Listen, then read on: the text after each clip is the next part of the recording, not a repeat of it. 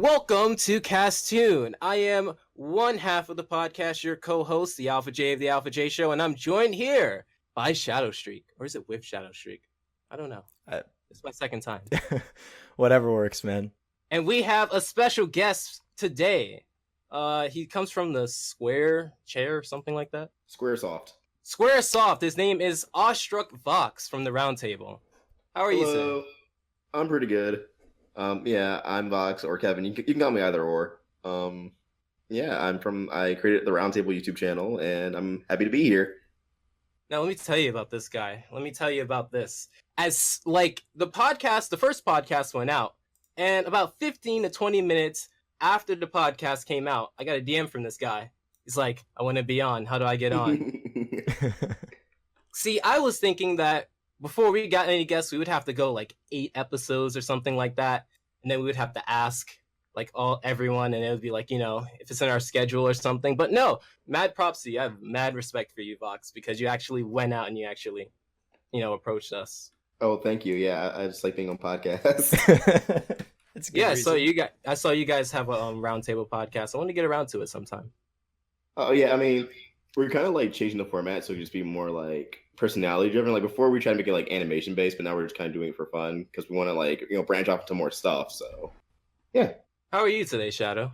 I'm good.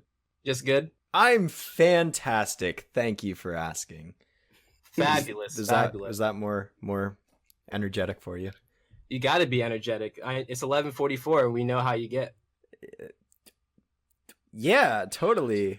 Ooh. I am super glad you were editing this time. All right. You're welcome. Shows and movies we've watched recently. I thought you wanted to talk about the reception, Jay. No, I don't want to talk about it. Well, okay, fine, we won't. Gosh. Look, if I'm going to be the one that leads it, then let me lead it. Okay, I'm sorry. Oh, Captain, my Captain. I didn't mean to offend you. I'm sorry. But no, thank you to everyone who had anything to say, whether it's criticism or positive reception. I read all of them. I've read as many as I could. I know that's an oxymoron.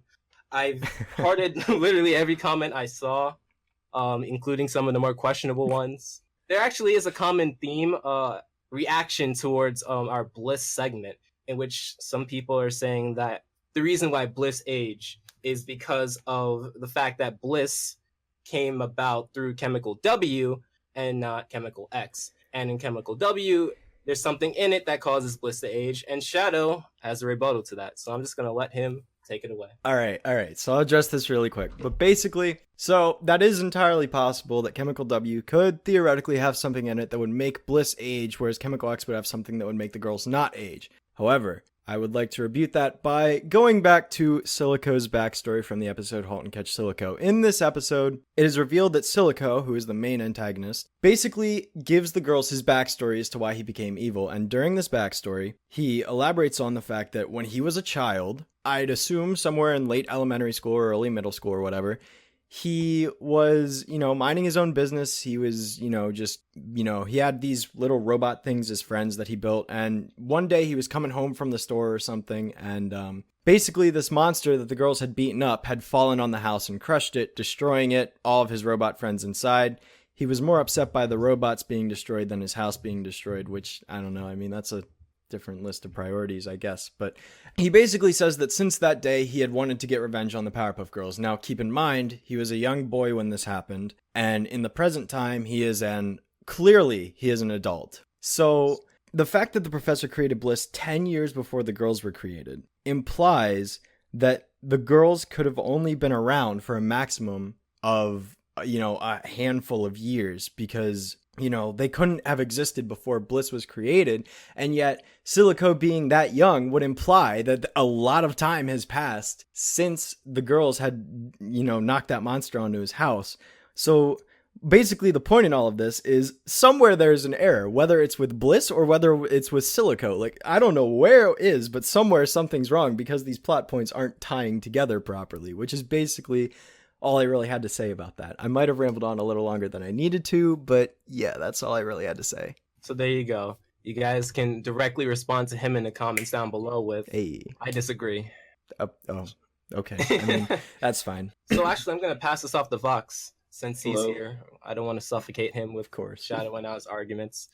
What are some shows or movies you've watched recently? You can set the cap anywhere from last week to last year. It's up to you. Floor is yours. I mean, like literally tonight, I saw Black Panther, the first 7 p.m. showing with some friends. Ooh. It was pretty good. I do have some issues with it, mostly just like the comedy, because every Marvel film is gonna have comedy if you're familiar with the MCU. But like, I felt like this one they could have just had like subtle, like tongue-in-cheek comedy. But like, okay, I don't think this is a spoiler. Like, this is just something that just happens, and like the world has to live with now. They literally make a "What are those?" joke in 2018, and I wanted to walk out the theater.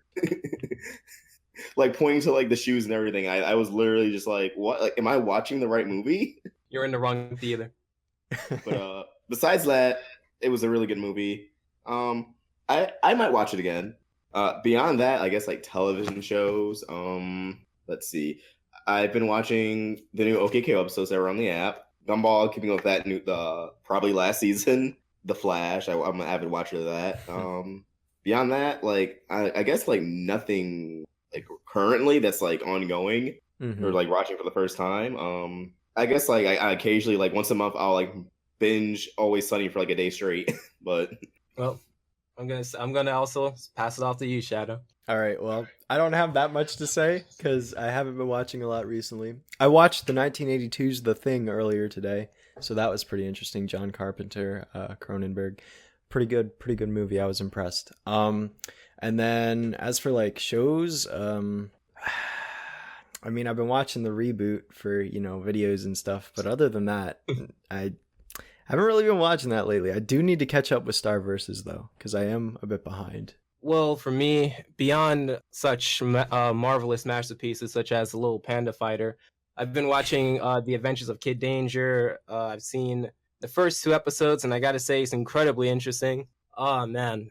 People are making connections to Johnny Test, and I gotta say, maybe in its later seasons, but come on, give Johnny Test Season 1 some credit. It was not this, whatever that is. I've also seen the new Unikitty episode. I've seen the one last Friday and the Friday before, February 2nd, I believe, which was Pet Pet. I think that episode is the first episode of Unikitty that it's not like overwhelmingly good for me. I think it's decent.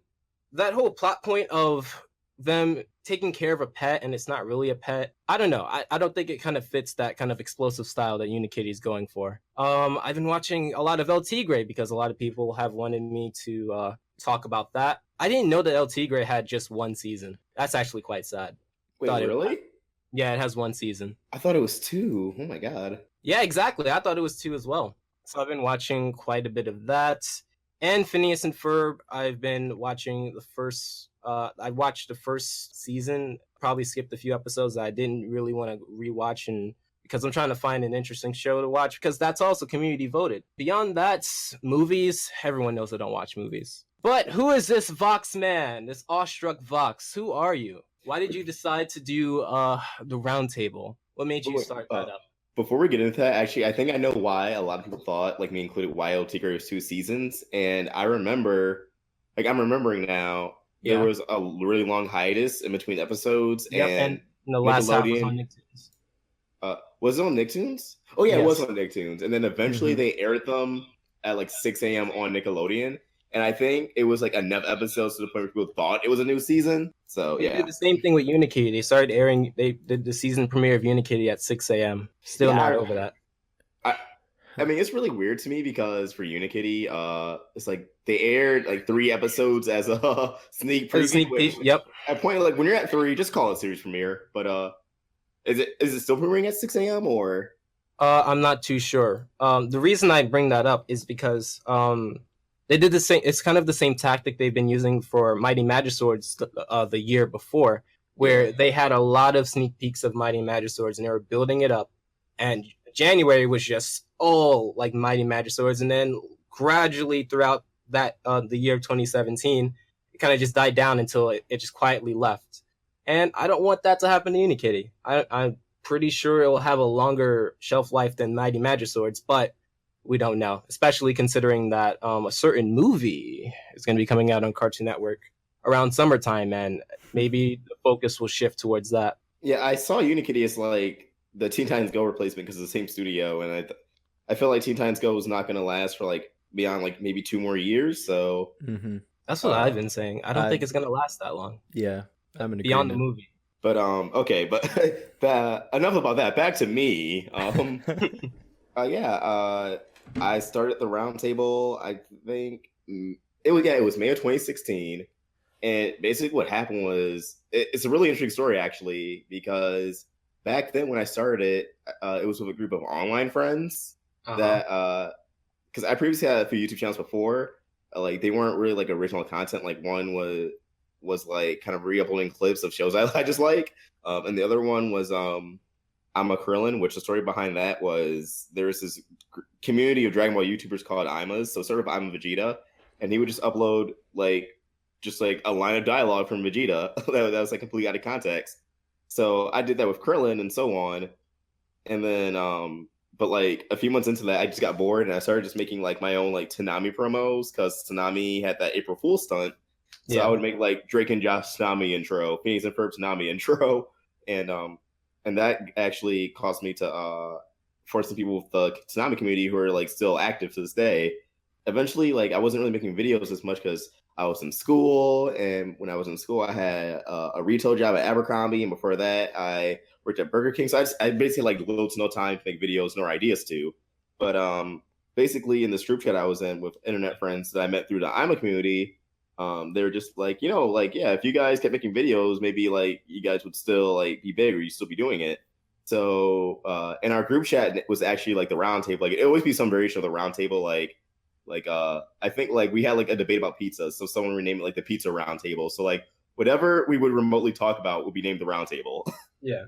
And so that's why we call the channel the round table. But like turned out like I was basically the only one making videos for a long time. So like it just kind of fell off. But at that point, I was already like kind of established just because I had a lot of Steven Universe ideas. Eventually, I think like towards the end of the summer, I'm like, well, I don't want it to be just me. Like I still want it to be a round table. Like I don't want to rename it just like the Ostrich Vox Show or something. So I reached out to two of my in real life friends, Tom and Shane, aka Tom and Retro Nemo. And yeah, so they made content on the channel now. And I just want to like kind of point out that like when I usually look at feedback towards the roundtable, not even like I don't go out of my way to it, but like if I'm just like on another YouTube video, I look at the comments and like the channel name comes up, or like if I'm on on 4chan and like the channel name comes up, people refer to it as a Steven Universe channel, and I get that. But at the same time, like it's not a Steven Universe channel. It's meant to be an all like inclusive animation channel. It just so happens, and you've mentioned this on Twitter before, that Steven Universe is just very interesting to talk about. In fact, it's not even your favorite current CN show, if I recall. Yeah, my favorite current Cartoon Network show is OKKO. Yeah, and I want to talk about it more, but it's just like I can literally type like paragraphs about paragraphs of Steven Universe just because it has a lot of lore. Design. Yeah, it's a show designed to talk about. Yeah, it's a show and another like factor is like as of last June, like Tom and Shane have been working on the roundtable like full time. But also Shane's still in high school. Like Tom already graduated from college. He has like his associates. But yeah, like we've been doing it like kind of full time, and Shane has school. But like Tom's content, he has a talk show called Let's Talk with Tom. So that's what he makes. But then Shane, aka Retro Nemo, like since he's in school all the time, it limits what he can do. Like he spent like the last 2 weeks trying to catch up on Golden Ball breakdown, just like pointing out the Easter eggs and references in episodes. So when it's usually just me who's like the most eligible and most flexible to create content, that's what leads to an abundance of Steven Universe content. But like in our ideal mix, it will be like a Steven Universe video like every few days, but like with cartoon news videos, which we like. So it's weird because like we start recording them in bulk, so we'll have like a week straight of news videos and like a week of nothing. Yeah. And then like a week of like we're trying to do like more discussion videos, like first impressions. Like we did an Incredibles 2 trailer discussion today in addition to a breakdown that I did. Yeah, we're just trying to make like really like a one-stop shop for animation. Not to say like we're gonna be the best cartoon channel on the platform, because I just believe like everyone's tastes are different, and to say one's the best is subjective. So feel like yeah, we're just out here trying to talk about cartoons because that's what we like doing. And I mean, it's worked out. Like definitely, when I started the roundtable, I was still employed at Abercrombie, but I was getting like no hours. I haven't worked a shift in like a month, and but they still schedule me for on call, so I have to call in like, hey, do you guys need me to come in today? And usually be like, no, we're pretty good. I actually want to pick on the group thing. Roundtable is composed of, I believe, 5 members according to the website. I think the website might be a little bit dated, but let's see. There's me, Kevin / Vox. There's Shane / Retro Nemo. There's Tom, and his alias is just Tom with a question mark and an exclamation point, but in the opposite order. And our editor's name is Josh. Our social media manager and kind of a secondary editor, even though he doesn't really edit much, is Will. And he's actually, like, unlike the rest of us, he's actually in Texas. And then my friend Matt created the website, and he used to have a series on the roundtable. He's also someone like who also lives out of state. He goes to school in Arizona, so I wouldn't really consider like an active member anymore. But like it's something he can like put like on a resume, like, oh, I made the website, because he made the website for the roundtable. Mm-hmm. So you could be like, oh yeah, I designed this website. So and also recently we hired our friend Chance as a writer, just because he's really good at writing like weird cartoon theories, or like he's good at like organizing things, so he could compile like lists for like he's helping Shane write the breakdowns and everything. So yeah.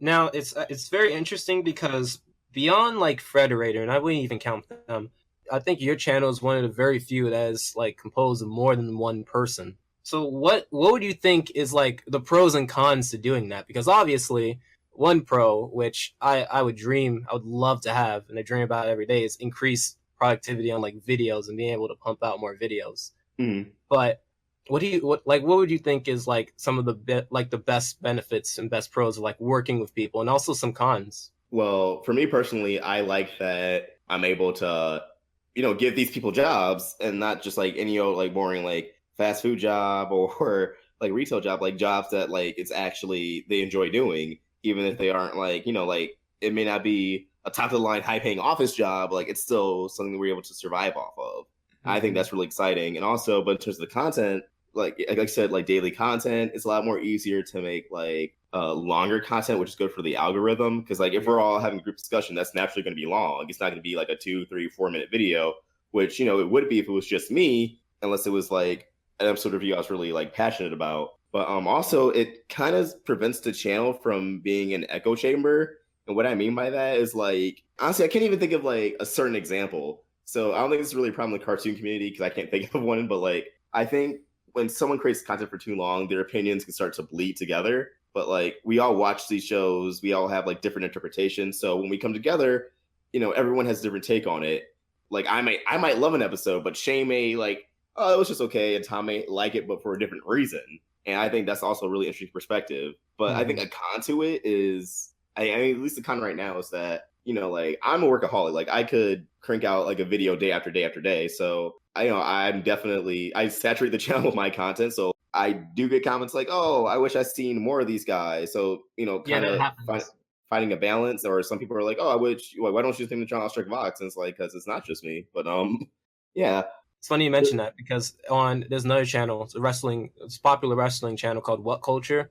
They used to have a lot of people, and their channel, even though it was part of a bigger company, their wrestling channel, it had a lot of different personalities on it. There was a time when something happened within the management, and it like the 3 most popular people ended up leaving, and for a while they were just getting dislike bombed because the people that they brought in weren't the people that they weren't accustomed to watching wrestling videos from. So I can see that happening where people watch one person and they're like, I kind of like what he says. I kind of gravitate towards his opinion. Kind of want to hear more from this guy, but it's not. But, you can't really control that. Obviously, in an ideal situation, you'd want all of them there so that, all of them can get an equal amount of time to shine on a roundtable. Yeah, and oh wait, I had it, but then I immediately lost what I was going to say. But I feel like the channel, like at least my audience, has been very welcoming of Shane and Tom. Since like, I mean, there are still people like, oh wait, this channel isn't just Vox, which is just like, it's been almost a year, dude.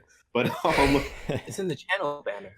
Yeah, but I think they've been very welcoming. Like, no one's been disliked by them because it wasn't one person. Like, they usually like, oh yeah, like, oh, I like this person. Like, some people are like, oh, I just don't like this certain person because of this one thing they did. And like, actually, our most popular video on the channel right now is a top 10 Shane did worse, or like top 10 cartoons that deserve to be forgotten. And the Mhm. comments on that is a battlefield. Like, In fact, I'm actually glad you mentioned awful feedback, because I remember there was this one tweet that you posted where someone was like, I like you, but like your avatar is black. It should probably be white.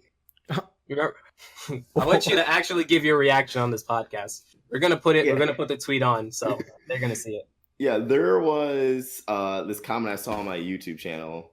I forgot which video. It was like, I really like your content, but I think your avatar would be better if it was a white guy instead of this black guy with a weird, some sort of afro-like haircut. And I was just like, I was confused. Like, I didn't like, I wasn't angry. I was really just like, are you not connecting the dots here? That actually got a lot of good like feedback. Not like people were saying like comment was a good comment, but like the tweet, I didn't think, okay, like when I tweet anything, I expected to get like 2 likes and like no responses, which is how Same. I get into a lot of bad shit. But that tweet, a lot of people were like, oh god, that's messed up. Like even Kenny at Frederator, he's like the community manager, and we have a call every week to talk about like how the channel's doing, and he says like a channel report. He's like, oh yeah, I saw that tweet, hope you're okay. I'm like, no, yeah, I'm fine. I was just weirded out by it. But actually, and I'm okay, because I saw like another version of that comment, but it was like clearly a joke. Like someone like who clearly saw it on Twitter. Yeah. And like they were kind of saying the same thing. But Shane was like, yeah, some girl came up to me at school and she was like, did Vox see my comment? I'm like, what? He was like, what comment? He was like, oh, I made a joke about how his avatar was black, but it should be white. And like we still don't know if it was the original comment and it was just a joke, or if it was the other comment I saw. And that's also something that's like kind of surreal, especially I guess on Shane's end, because you know he goes to he's in high school. He goes to people who still watch YouTube and watch cartoons. So there are a few people in school like who knows what he does. I mean, like his friends kind of like fake for him for it, like, yo, yeah, you. There are people come to him like legitimately like obsessed with like the round table, and it's like, oh, you get me on? Can you get me a job? I don't necessarily get that comment, not yet. Probably when I do a face reveal, I'll start getting certain comments of that nature. The only comments I'm getting is, you see, when I had my original thumbnail layout was a screen cap of the show and the name of my channel and the number. But when I approached Teves, she's the one who made all of the avatar stills that I use for the thumbnails. As soon as I started changing them, people started thinking I was a furry. Yeah, and I'm not gonna lie, I was back. like, oof. But the thing is, I'm totally joking. Damn. But the thing is, like, it's not so much that it phases me, because like some people use it as an insult. And it's like, but I'm not even a furry. But it's not so much that it phases me, it's more of like, it doesn't really matter. It's just like a label. Whether I am or am not, like, I'm still going to be making content, so it's not like anything. Part of me wanted to like not say yes and not say no and kind of just like speculate, where some people will be like, yeah, of course. I mean, he's never shown his face and he has an anthropomorphic panda, of course he's a furry. And some people like, no. By saying that, it was Frosted Flakes a furry because he has an anthropomorphic animal? Like, no, it's just a drawing of an animal. But yeah. I decided just to say no, because then the majority of the comments would have been that. But coming back to you, I want to tell you the story of how I met, and I'm gonna tell the audience of how I met Vox. I don't think I've told you this story before, so prepare. I don't remember the specific month, but I do remember getting a DM from Vox. But at the time, I did not know it was from him. He was talking about one of my videos. And about 2 to 3 a.m. around late December. Okay, I looked through my following list and I saw you were following me and I was like, huh, who's this guy? Clicked on it. And he's like, from the round table. And then everything clicked. You DM'd me, and for 3 months I did not know. I knew who you were, and I knew who the round table was, mainly because when I was growing my channel, I've always seen it in my related channel, so I always knew what it was. But I didn't know you followed me, because like when a big person follows you, you would think you would know, but I generally don't pay attention to that. So for like 3 months, you have DM'd me. Number one, I don't even think I responded to it. I apologize for that. No, you didn't. Oh, I did? Okay. I didn't know. So I thought you were like someone who was like, and you are like someone who was watching my content, someone who was subscribed, someone who likes my content. Mm. I didn't know you were a person who also made content, and I didn't know that particularly. So that is the story of how I met Vox. He DM'd me, and I didn't know until like 3 months later at 3 a.m., and I was freaking out, and everyone was no-selling it. So I want to go back to the whole video thing, because you mentioned that you've been doing videos before the roundtable. Do you have one of those backstories where like you were doing videos as a kid and you have all these home videos, or one day you just picked up the camera or something like that? No, they weren't ever videos I like showed my face. It was like, okay, what would you call like an anime music video that doesn't use anime? 'Cause that's what they were. Oh, okay. I know what you mean. Okay, so it started like in middle school. I made like a YouTube channel, and my mom was like, "No, YouTube is too provocative. You gotta delete your channel." And then I made another one. And, like back then, I would make like Sonic X and Ed and Eddie MV. Nice. Like I was the kind of kid that would take like a movie trailer and put it like over Ed and Eddie clips. I'm like, this fits so well. Yeah. And then like, but like I said, like it caused me to like just kind of learn how to edit, especially like I said, like when Toonami came back, or even before Toonami came back. Like ever since Toonami like ended in 2008, I was like, man, I miss Toonami, even though like I didn't watch like the last year it was on. So I would always like I actually used to like live stream like episodes of shows, but I would make like my own like Toonami style packaging around them, like like Sonic X. But back when I still like didn't care that it was a bad show. Like I would literally like in 2011 actually, and I think it's still up on one of my old channels, but I like re-edited one of the old Toonami intros of Dragon Ball, but with Kai footage. Doing that process like taught me a lot, because I had to like go by frame, and like I learned how like they would have like an audio clip playing, but then show like different footage, and like they would lower like the audio in the footage that was on screen. So it'd be a quote, but then like if footage is a punch, you would hear that punch still. So yeah, it really did teach me how to edit. So like going into the roundtable, I had a decent idea of it, and like even before the roundtable was a roundtable, it was originally called Awestruck Entertainment, and me and Will, the social media manager, actually made like a Dragon Ball Z Universe review that like he wrote and narrated, and I edited it. And, like, I still think it's a good video. Like I was watching it now, and I'm like, it could have been better, but I think for its time, it was still really good. Yeah. And you've grown the roundtable to about 321K. And the funny thing about our community is that there's not a lot of big people in the community. I'm pretty sure you can count them on both of your hands, and like that would be it. So like how does it feel? Because like one of the things I'm starting to notice with my channel, and I'm pretty sure it goes on with a lot of other channels, is that when you make videos on something and when you give your opinion, some people start taking that like the Bible. Like that's like one of the troubling things. Like I don't obviously I don't go like, well, if you don't agree with me, then like go away. But at the same time, like I don't know, it's just one of those weird things, because like the bigger you grow, you attract a larger audience, and it becomes a little bit unpredictable, not necessarily uncontrollable, considering that there isn't that many big reviewers in our community. How does that feel, you know? Really scary. Yeah. Just because like I've been working on it like the past like I guess like last years, like since the summer, like since like all this started like working full time and like treating it like an actual business, because you know like it is a business to an extent. I definitely consider it one, but like beforehand I would just like throw my opinions out there, and I know I'm like I can come up as like kind of cocky, and like I usually joke around. Like I joke around like even when I come across as mean, like it's me like trying to like joke. But like I would look at like comments, not even like on YouTube, because you know like you're not gonna see that many negative comments in your comment section. But I remember it was like I think like spring or like early 2016. There was like a Reddit thread, and I don't even know how I came up, but there's like a Steven's Reddit, and they're like, man, I fucking hate Awestruck Vox on the round table. Like he's so condescending. He passes off all his theories like they're fact. And like I made like this one video saying like there's no filler in Steven Universe, just because I was just referring to the Universe post that like there's no filler, and I agree. Like every episode does serve some kind of purpose or like introduce some new element or development. I think I said like I forgot what episode it was, because it wasn't even like that serious. But I was just like, if you think this episode is filler, then get the fuck out of here.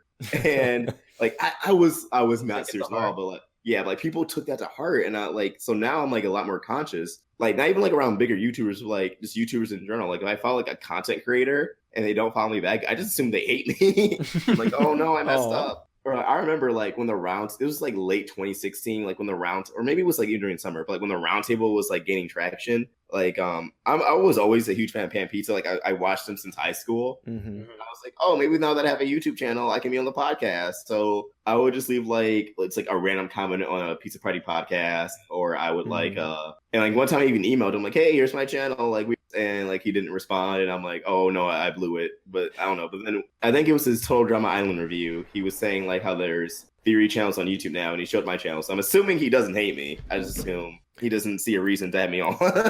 But no, this isn't a call post a pan or anything. This is just explaining like how I feel to other people. But, like, yeah, like smaller content creators, like, you know, like when I first reached out to like Nintendo, or, you know, like even UJ, or like even like Shadow Street, like you Shadow, like I get intimidated because I feel like since like that subscriber count is like in the triple digits, that if that people think I'm expected to get a response.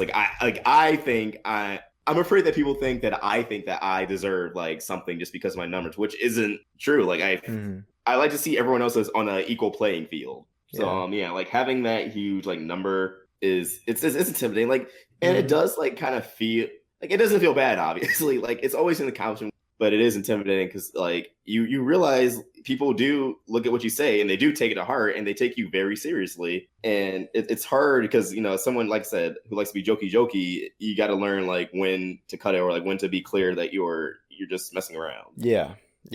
So with all of the YouTube apocalypse and all of that, has any of that affected you at all? When it comes to that and the whole advertiser friendly thing, like obviously some people consider the advertiser friendly bot to tag videos that it doesn't necessarily need to tag, but considering that we're talking about cartoons, I've always wanted to ask, like, how's that affected you? Because it's not like we're a mainly like politics channel or anything that YouTube itself would consider on the controversial side. It's so weird because for me, I've never like. I think there were like 2 or 3 videos where I've been hit with. One was a Family Guy. We did like a silly little video where he's like the Family Guy character creator. This is recent. Yes. And when I uploaded it, it was yellow, and I was confused because we didn't really say anything in the video. But then like I was gonna say, I think it's because you put Family Guy in the title and they consider Family Guy offensive. But like for some, I upload Fox shows, I always get tagged. It's weird though, because I uploaded like literally the day before we did the 300 Family Guy special, and like didn't get demonetized at all. What I think happened is that I had Quagmire in the tags, and as soon as I removed them, it went instantly green. Wow. But then like a few days, like before I did that, I applied for manual review, and then like a few days after, I got an email like, "Congratulations, your video was advertiser friendly," but like by that point, it was already green, so nothing really. I just felt bad for the poor YouTube intern who had to watch my video. But the other time was a Let's Talk with Tom, because I post all the videos just because like I'm really paranoid of like not even like someone doing the wrong thing with my password, but like a hacker somehow getting into the channel. So I try to keep it really like just with me. Like I post all the videos, I make all the thumbnails and everything. But this one Let's Talk with Tom I posted, it got demonetized, but then like I literally removed the thumbnail. I just changed it just like a random like one of the generated ones, and it was monetized. Like this algorithm is so weird. It's really random. Really is.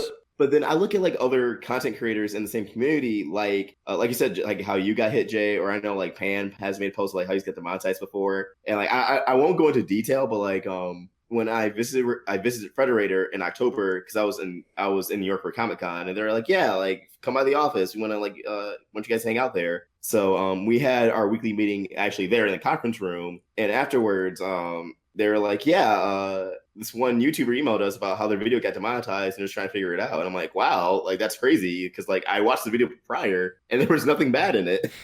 That's generally what people are saying every time they get hit. It's generally it. Yep. Paleo, for example, he made like a video. He got it like reviewed for monetization and they proved it green. But then it got hit again. But because he already proved it once, he couldn't like follow this. Yeah, like what? But I don't understand that. But it's weird, and like I don't want to go into like specific analytics or anything because I don't want people to be like, "Oh, you bragging asshole." Like when the apocalypse hit, like my revenue actually went up, and the theory that me and someone else in the I don't want to like name drop. I mean, they're friends, so but still, I don't want to like them to be like, "Why'd you bring me up?" But we were like, like I think our revenue went up because we both talk about like Steven Universe, and like I think the algorithm recognizes it as a kid show, and I think they may be putting more CPM into kid friendly channels. So I think we're automatically like part of that system. But that was a theory. Yeah, and Shadow has told me off the podcast that he hasn't been hit or. Oh, okay. So I've been hit with demonetization, I believe, 3 times. All 3 times I had uploaded the video privately. And the weird thing is all 3 times when I changed the video from private to unlisted, it went from demonetized to monetized. I didn't have to review or anything. I have no idea why it worked that way, but that's exactly how it went. And like, I was like, no, like I didn't even have to review it. I literally just changed it from private to unlisted, and it magically just went away. I have no idea why it did that. No explanation. It's so wonky. It really is. Incredibly. Yeah. They're trying to substitute a lot of their human, they're basically a human power to this algorithm, whether it's the demonetized algorithm or the copyright algorithm, and or even the suggested videos algorithm, which a lot of people are saying they're not getting into suggested. And I don't know, I don't know if it's necessarily working. You would think if they have all of these people that, you know, like let's say they had like engineers, for example, that they would be able to get this algorithm in check. But okay, this has been happening for about a year now. This whole adpocalypse and people not getting the recognition they deserve. Honestly, I just don't pay attention to it. I kind of just try to figure things out as I go. Unlike these two over here, I'm perfectly willing to be super arrogant on my channel. All I did was just post more. I think that's pretty much it. Posting more. And some people don't have that freedom, but I had that freedom, so I decided to grasp the opportunity, and here I am, about to hit 60K, I believe, at the time of recording. So like, in a sense, for political stuff and all of that, that could be seen as like an excuse, but me and even you, Vox, we have things like Patreon and stuff like that where you don't necessarily have to rely on AdSense, and that's what I'm trying to do. I'm not trying to like be bogged down, and I don't pay attention to half of it. In all honesty, people are still going to be saying, even to this day, that YouTube is burning down and that's over, and I honestly don't focus on that. I feel like that's just super negative. Yeah. Because I've been limited in any way that I've met some of the biggest people in our community, then fine. I honestly don't care. Because I haven't seen it. I haven't seen it affect me. I mean, yeah, there are videos I've posted where, like, I thought it would perform better, but instead of focusing on that, what I do is I try to make it so that maybe I don't need the algorithm. Maybe people go out and they say, hey, this guy's pretty good. The community is really what's the most important here. And that's what I try to focus on. I try to focus on building a community so that I don't have to worry about the bell. They'll know that I post every week. So that I don't have to worry about this wonky bell that works half the time, or like what H3 had to go through earlier today. Popular YouTuber, if you don't know him, he posted his recent podcast, and it wasn't even in his videos tab. What? Really? Yeah, it wasn't in his videos tab, and some people had it, and some people didn't have it. So that's why I'm trying to focus on I'm just trying to build like a community so that they know like you post every week. So you don't have to focus on the bell or whatever. So just little things like that. Yep. But you mentioned earlier, Vox, about meeting Nick, meeting me, meeting Shadow. So I'm actually quite curious. How did you find out about us? Wait, before we go into that, I just want to say one thing about the algorithm. Yeah. I don't believe there's anything inherently wrong about using an algorithm for humans, like especially the bigger a company gets, and you know, it's gonna be cheaper than like hiring more people, especially with like the more content that goes on YouTube. The problem is using us as guinea pigs as you're fixing it. Yes. Like, especially when you recognize that people do use it as livelihoods. Like, why would you roll this out? And like, okay, like, and this might sound like just as shitty, but maybe use it like on a smaller group of people, or let people opt into it. Yeah. Like either let people opt into it, or like just YouTube had a thing like that. It had a beta thing where you can like opt into certain things. Why not just have a certain section of people who use that algorithm when it works, slowly roll it out the way that the community tab was supposed to be rolled out. But we have someone in here that's over 10K that hasn't gotten the community tab yet, unfortunately. So I don't even know about that. And it's so crazy to me because like I understand, like, because YouTube controversy that happened last year with PewDiePie and Jake Paul and all, and this and that. It's like they had to act quickly, but it didn't really feel like they just did the right thing. It felt like they were just trying to kiss the asses of the advertisers, of like everyone who's coming at them, putting them on blast. Like, oh, see, we fixed it, but you really didn't fix it. You just didn't fix no. it. You put a Band-Aid on it. I wouldn't even say put a Band-Aid on it. It's like it's essentially as if like they did a thing so they can announce, hey, we did a thing. It's like after they got the money out of it. It's like if YouTube was a doctor and they had a sick patient and people were like, yo, like, I'm not going to support this doctor if they're not properly treating this patient. And then the doctor gives the patient like a bullshit medicine. And instead of healing the patient, it just makes them sicker. But everyone else is like, oh, no, yeah, that worked. Without like actually looking at the consequences. Yeah. But away from the algorithm, How I Met Everyone. So Shadow Streak, it was the whole Jared Shapiro controversy. Oh yeah, that fun thing. But yeah, I found your channel that way. I'm like, oh, like I really like Avatar. I like how it emulates the proper girl style, and like it doesn't take for much to get me to subscribe, so I just subscribed from there. Oh, thank you. For you, Alpha J, it was I believe it was a Gumball video. Well, actually, it wasn't just one Gumball video. I think I just woke up one day and like a multitude of Gumball videos are just in my recommend, like how Gumball master relationships and everything. Yeah, and I just watched them and I'm like, well, if this is gonna be my feed, I guess it wants me to watch it for a reason. So I guess I play into the algorithm. But yeah, I really like those. And I just subscribed. So yeah.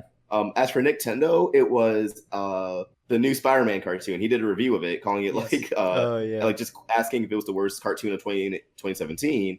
And I enjoyed that. And then then I saw it from there. I'm assuming like I don't know what video people would think got me subbed to you guys, but I know for Nintendo people probably think it was a Steven Universe review, but it was actually the Spider-Man one.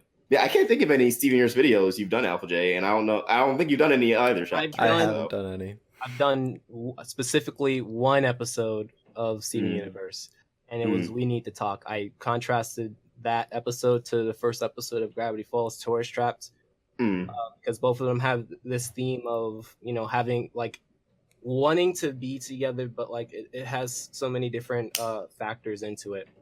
Now, for me with Steven Universe, it's actually pretty funny. This actually kind of ties into how I started my channel. I felt like a lot of people were actually talking about it, which is why there's a separate community for Steven Universe. And see, I don't know how I feel about that. Like, I feel like Steven Universe should be considered a cartoon community like thing. But some people specifically talk about that. So it's kind of like if I were to take like a rap, for example. Sub-genre. It's like a subgenre. Like rap is gangster rap, but not all gangster rap is rap. So it's kind of like the same here.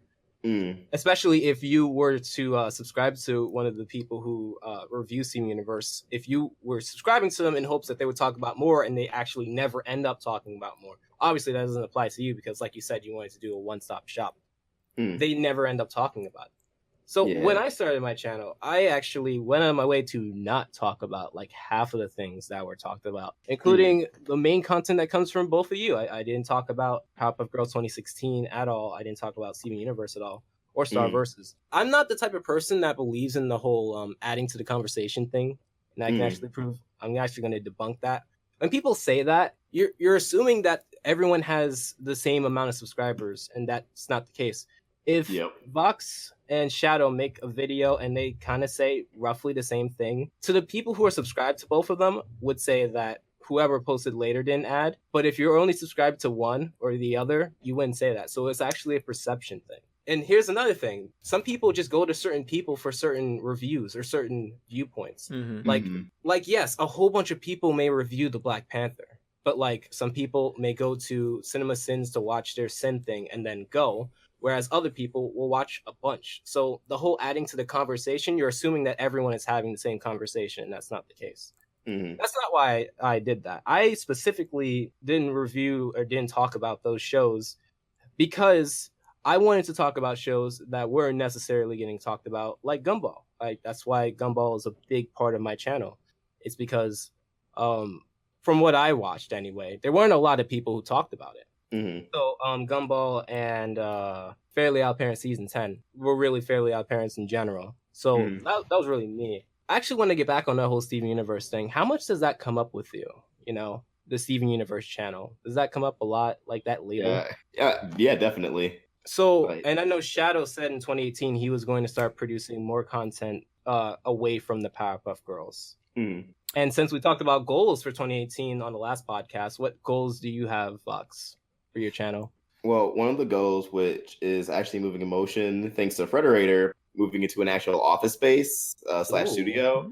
Yeah, like I don't want to get into details now, but Frederator has helped us tremendously in actually like setting that in motion. So that's a goal. And then from there, just I guess actually not only to produce more animation content, but branch beyond animation content. Like we have a gaming channel that I'm horrible at updating just because we barely record. So I don't want to go through all these episodes at once. So I post like once a week. Yeah. Which is like probably not ethical for a gaming channel, but like I don't even want that to be like just let's plays, but like what we do on the roundtable, like gaming theories. Like I can crank out just as many Kingdom Hearts theories as I can Steven Universe theories. But also like reviews and discussions. But also we want to do we have a live channel called Roundtable Live. I'm going to name it to Roundtable IRL. And we want to do skits. Like we have so many different like skits and like live action content. So yeah, I want to do a little bit of everything this year and like truly bring the roundtable to its own. And also probably eventually, assuming the gaming channel and stuff is profitable, eventually like bring on more hosts, but maybe like host for just the gaming channel. So that way I don't have to manage 3 channels at once. But yeah, it's a lot. And I think I won't hit all those goals until like the very end of the year, but I do think it's possible. I can definitely say I'd love to see more skits because those are pretty great. Not gonna lie. Wait, have you seen any? Like, have we made any skits? Well, like you did the one in the Bliss video, which is the one I like. I love that.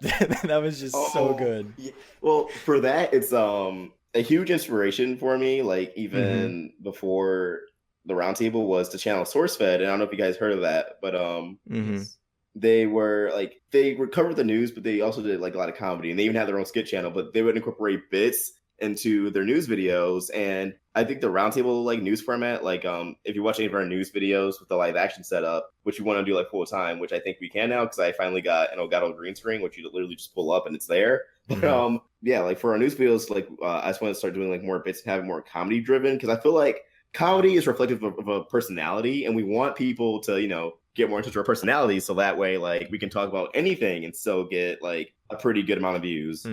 I'm actually glad you said that, because that's exactly what I'm going for in terms of like being able to talk about any cartoon and still get like a decent amount of people to like trust that I'll make it interesting, I'll like make it valuable, because obviously there's certain cartoons that will always do well, but then there's some, and it's kind of weird because one of the criticisms that gets thrown towards reviewers, in a sense, animation reviewers, is that they don't necessarily review things that like 4 people know. And it's like, you got to understand that some people are trying to like sustain being on the platform, and they can't like necessarily crank out like all the time stuff like that, especially because some people don't even subscribe for that. I subscribe to a lot of people, but only a certain section of people I watch all of their videos. I agree. Everyone else, Same.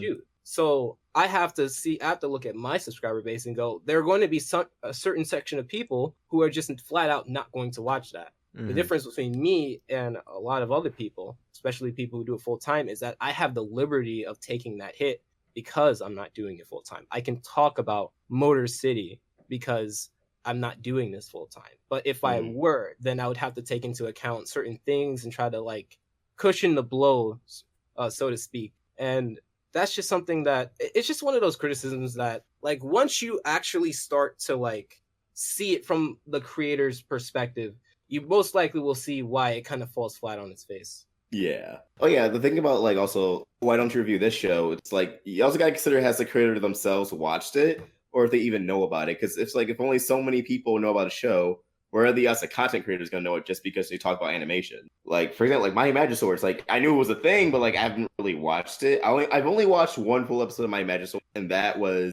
at 2016 New York Comic Con, because they showed it at the Cartoon Network ball, and everyone around me was confused by it. So and they're really pushing the show there. Like they gave us like foam swords of like the Pumpkin Magisword, because it was like around the fall time, and I was just like, thanks, I guess. I would love a pumpkin sword. I would love a pumpkin sword. Yeah, I mean, well, here's a side note. This is what I realized this year Yeah. at going by New York Comic Con. Literally, I'm not sure about any other like company, but Cartoon Network's New York Comic Con is literally just the leftovers of San Diego Comic Con because everything they gave us, I saw on Twitter at San Diego Comic Con, and I wasn't able to go to that because I wasn't able to get a pass. So I just felt so cheated, like I felt so dirty and used. But speaking of gaming, you said on Twitter that you have the new OKKO game. You had it a review code, and you were able to like play it and all of that. I've made a video about it, and I've done a few streams about it. But are you allowed to say it? Because I know you haven't fully finished the game. Are you allowed to talk about it? What are your thoughts going into it? I'm really at first like I was kind of leery just because of the art style. I was like, oh, not too sure about this one, just because like how it looked. But I also get like that's an OKKO thing to do if you look at like all the shorts and even the episodes itself. But actually playing it, I was delightfully surprised. I like that you can explore more of the plaza. I like that you can collect POW cards. And something that the game has really wanted me to like crave in reality is either through an app or physically in stores. They need to make like real POW cards. I feel like an app will definitely be easier, but I would love to just like stroll into like a Walmart, go to like the card section, pick up a pack of POW cards. And I'm not sure the show's big enough for that, but if they can make Benton Reboot merch, they can make OKKO merch. Yeah, I'm surprised they haven't done that yet. They honestly could. It'd be better to know and then like it. I feel like it'd be better to know and fail than to like not know and it could have succeeded. Yeah, like at New York Comic Con, they gave us like this OKKO pen. It was a pen, but like the top was KO and like it had the levers we like press and like his arms would extend like he was punching. And it just really made me wish like we had more merchandise. And I feel like that's like a lot of their shows in general. Like it took so long for Steven Universe to get merchandise. And even now, like there's merchandise, but it's basic season 1 stuff. Like we just got like a Watermelon Steven from like season 3, Super Watermelon Island, like the Steven that gets sacrificed. Yeah. They had that as like a little toy that I have, like a little figurine. But it's like it's Steven Universe, like that's a really toyetic show. Like there's it just screams toys. It makes me wonder like what is the holdup? Is it the companies or is it Cartoon Network? Well, okay, I want to go back to the art style thing though, because when I played the game, okay, some people, and I've actually had conversations with artists, and they kind of don't like that whole off-model thing that both OKKO and Steven Universe, to a certain extent, have been doing. And when I played a game, I mean, I could be reading way deeper than they intended, but I kind of felt like when they talk, and I've mentioned this before, it's like 2 to 3 frames of animation. And it's just like up, down, up, down, up, down. It has like no lip syncing at all. And I think they could be like referencing older games, considering that it was built with the intention of being a game. OKKO, it was built with the intention of being a game later on, if I remember correctly. So I didn't necessarily with the art style. I didn't necessarily enjoy it. But if that's what they were going for, I can understand that. I like how it's kind of structured as an episode. Like you have something to do, you do it, and then like you go to sleep. It's the next day. It's kind of like structured as an episode where you fight along the way, but you also have like this objective that you're trying to do. I thought that was also very enjoyable. Yeah, I think Cartoon Network their console games have been nailing it lately because let's face it, for a long time, Cartoon Network console games were garbage. Like Battle Crashers. I don't know why I was excited for Battle Crashers. I saw the trailer. I was like, maybe it'll be one of those games where it looks bad, but it's fun to play. No, that game's awful. But Save the Light was really amazing. I think it was a good Steven Universe game. I would love to play it if it had a PC port. Yeah, I'm surprised. I mean, I know they want to port it. It's just I think the port will come, but I don't know because there's still DLC they have to release that they haven't spoken of, like even mentioned. So with OKKO, I think it's very much the game itself embodies everything that is OKKO, like how the characters interact and like when you're talking, like sometimes KO turns to like an anime KO, or just like how the characters, like the lines they say, or how like Brandon, the character, how like every shot his shirt's saying something different. I like that, like when he's just standing around, his shirt says idle, and then like when he looks, it says glance. Like this is so smart. The gameplay. Yeah, it's deeper than I thought it would be. Just because like, at first I thought it was like, oh, like you just press square to punch, you press triangle to use your POW card. But then it turned out it has a huge arcade influence. Like different combos. Yeah, and then it turns out you can level up and unlock combos, and like you can charge KO's punch, and like that's when I was like, all right, Yeah, Ian is very proud of this game, and he should be. It's really good. Yeah, like it blew me away. And like even the show how like when you win a fight, like the not when you win a fight, but when you get an item, like the art style changes to like a retro 8-bit style. I love like that. It's like you unlock this item. They also have this thing. I haven't completed it yet, so I'm in the same boat as you. Where like when you talk to Enid, like she gives you like these choices of like this quiz. I don't understand what that is, but I do understand you get XP from it or something like that. Yeah, it's like the rules of cool, and like you can give her like a certain response, and or like sometimes it's either sometimes is there a right answer? Yes, but I only know this because I was playing the game and she answered me a question, but instead of giving me like choose from like different emotions, it gave me like an actual list, and I wasn't paying attention. I was just gonna click whatever, and I chose the wrong one, and I didn't get XP from it, and it was just like, what's wrong with you? Yeah, I kind of thought like, yeah, there's a right answer, and I don't know if it. I'm assuming it's based off of what KO would say. Yeah, but like considering that, and if you don't know, OK KO is a cartoon. Considering that the writers can kind of control what KO can say, it's I don't know, it's kind of weird to me, but overall, I am liking the game so far. Yeah, I need to get a review out because they sent me the review code like, well, it came out this month, so beginning of this month, I think. Or was it? No, wait, I think it was when Fighters came. Yeah, it was when Fighters came out. Yeah. So I gotta get a review out soon before they come knocking at my door. Because the only reason why I was able to get a review code is because they sent me one from Save the Light. Because Mackenzie Atwood was able to get me one, but I got Save the Light like literally the day before it came out, so I had like a few hours before everyone could play it. Yeah, I did not expect to get a review code. Maybe it's because I talked about Attack the Light, and then I also talked about the information that was public for Save the Light. So I kind of talked about both games within one video, and then I got offered it, and I decided to take them up on the opportunity. Okay, so I'm not gonna take credit for anyone getting a review. I'm just saying what happened was at Beach City Con, which was in October. It was like I think like a few weeks before Save the Light came out. Mackenzie, and if you guys don't know Mackenzie, she hosts the Seaverse podcast. She has her own channel, K Atwood, and up until this semester, she was a gaming co-op at Cartoon Network. But like her time in the program ended. Like you only get so many semesters there. So she beta test games, and I was like, "Hey, Mackenzie, like I think it'd be cool if you try to see if like we could actually like if content creators get review codes for the game." I don't know if she said anything, or I don't know if it was just coincidence, but like a week or two later, she was like, "Hey, y'all, like what are your emails? Because Cartoon Network Games are gonna send you a code." And then after that, they also emailed us about like an app game, and then I got an OKKO code. So I think the Save the Light, since they did such like a small group, it was just like I think eight of us who got the code early and like made content on it. I think because that did so well, they're like, all right, let's do this bigger for OKKO. So yeah. So I think just because like it was well received the first time, they're like, all right, let's go bigger. So I hope that becomes the norm, and I think it's smart on their end because you see like gaming content creators like, oh, I got this game earlier, I got that game early. It's so smart for Cartoon Network to do that with their content creators. And I know last year at MomoCon, I forgot his last name, but Dwayne, he works at Cartoon Network's social department because he was like Mackenzie's boss at the time. He was like, yeah, we really want to be more involved for our content creators. And they really have been. Like they approached, like they had Mackenzie host the podcast. The only reason why she even hosted it was, I believe it was Rebecca Sugar's idea for her to host it. Like, oh, how about you get this person to do it? And then that was crazy. Before I finish up, like also the cosplayers, I don't know if you know, but there is a huge cosplay community for Cartoon Network shows. And this past holiday season, they hit up a bunch of cosplayers, including my friend Kelly Kirstein, about they sent them like free Funko Pops, and they posted it in cosplay, and then Cartoon Network posted that on their social media.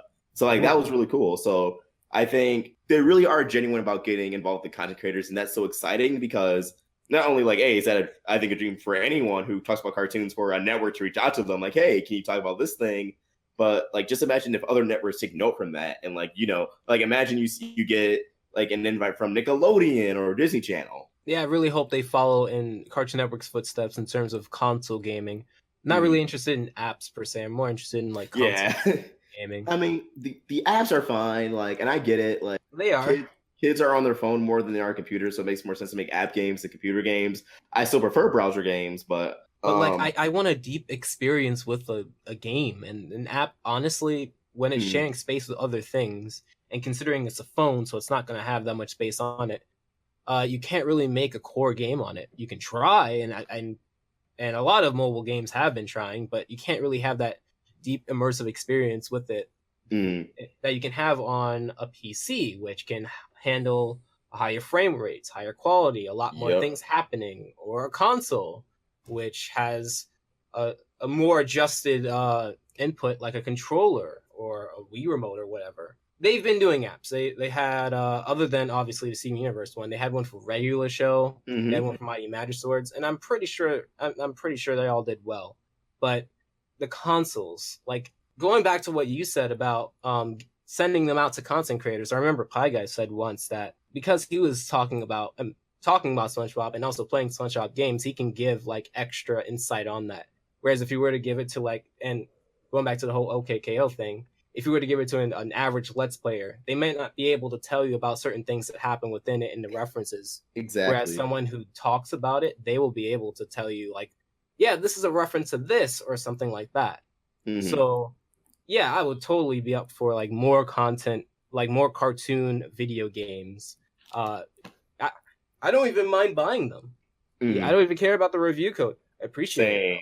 But like, I just want cartoon video games. It kind of, for me, my interest for them peaked and then they've died down for quite a long time.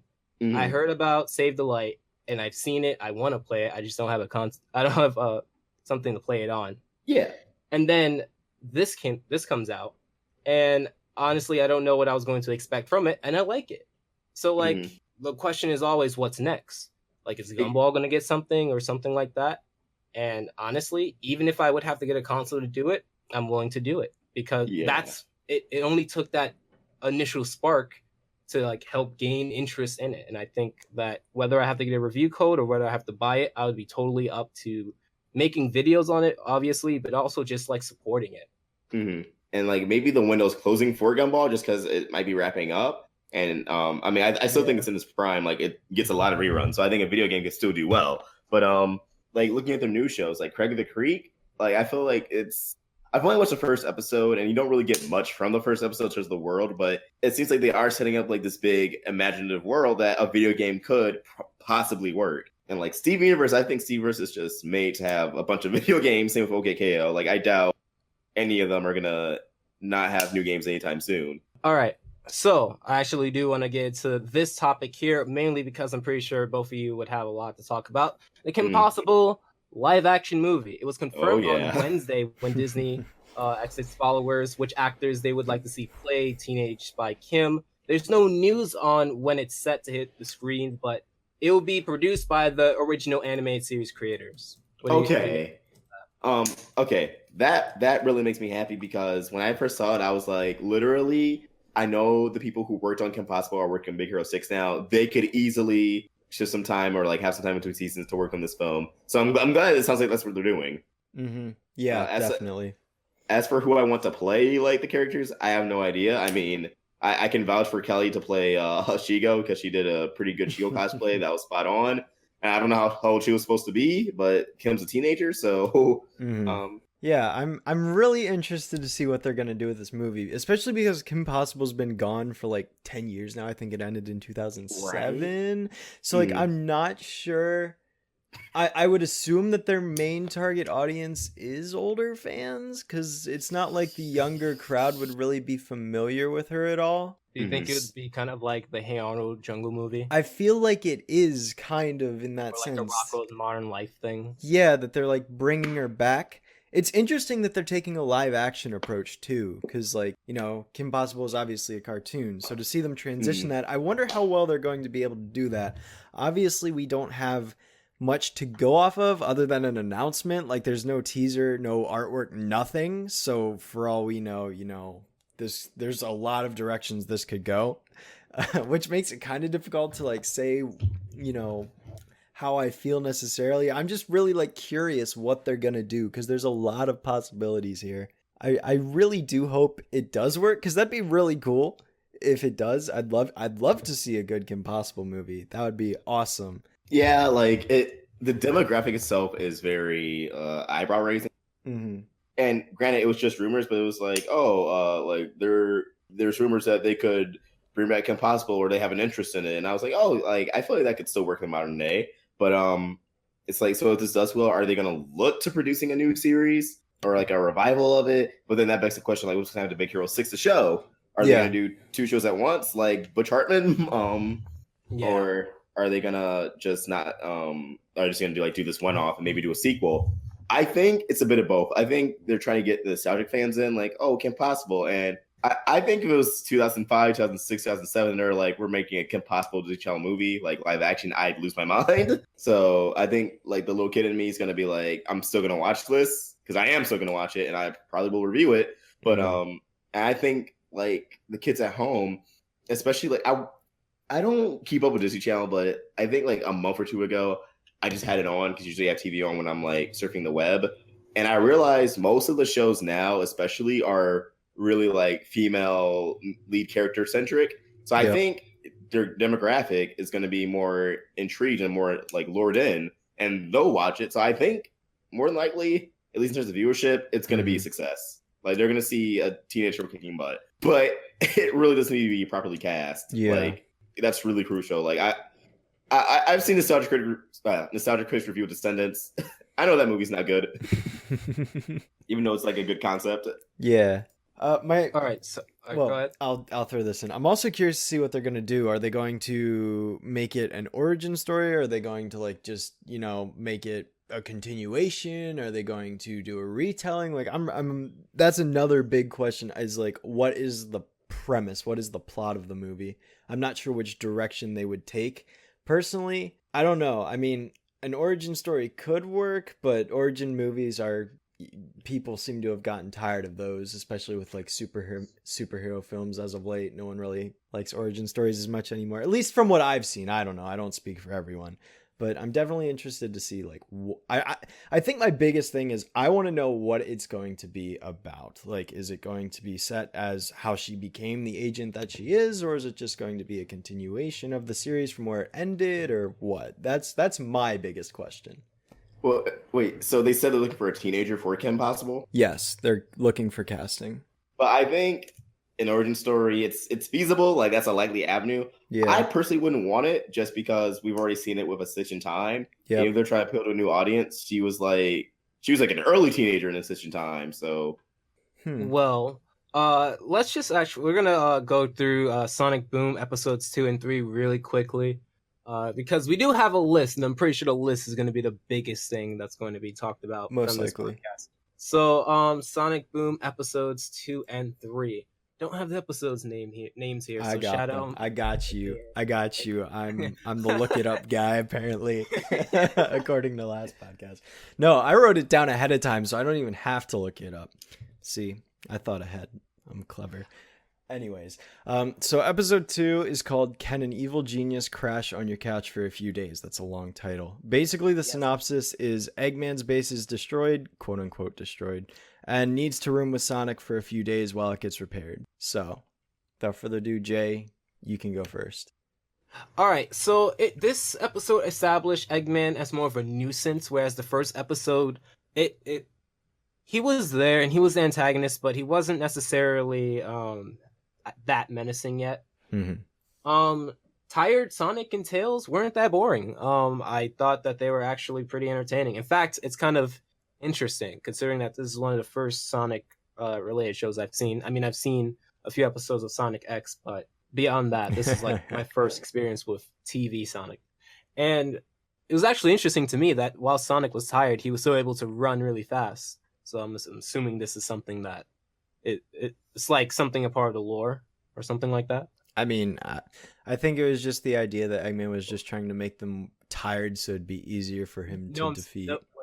But in any other incarnation, if Sonic has ever been tired, is he still able to run extremely fast? As far as I'm aware, I can't think, at least not off the top of my head, I can't think of a time where he's been like sleepy or something. He's still able to run fast. It's not like he has like a weakness or anything.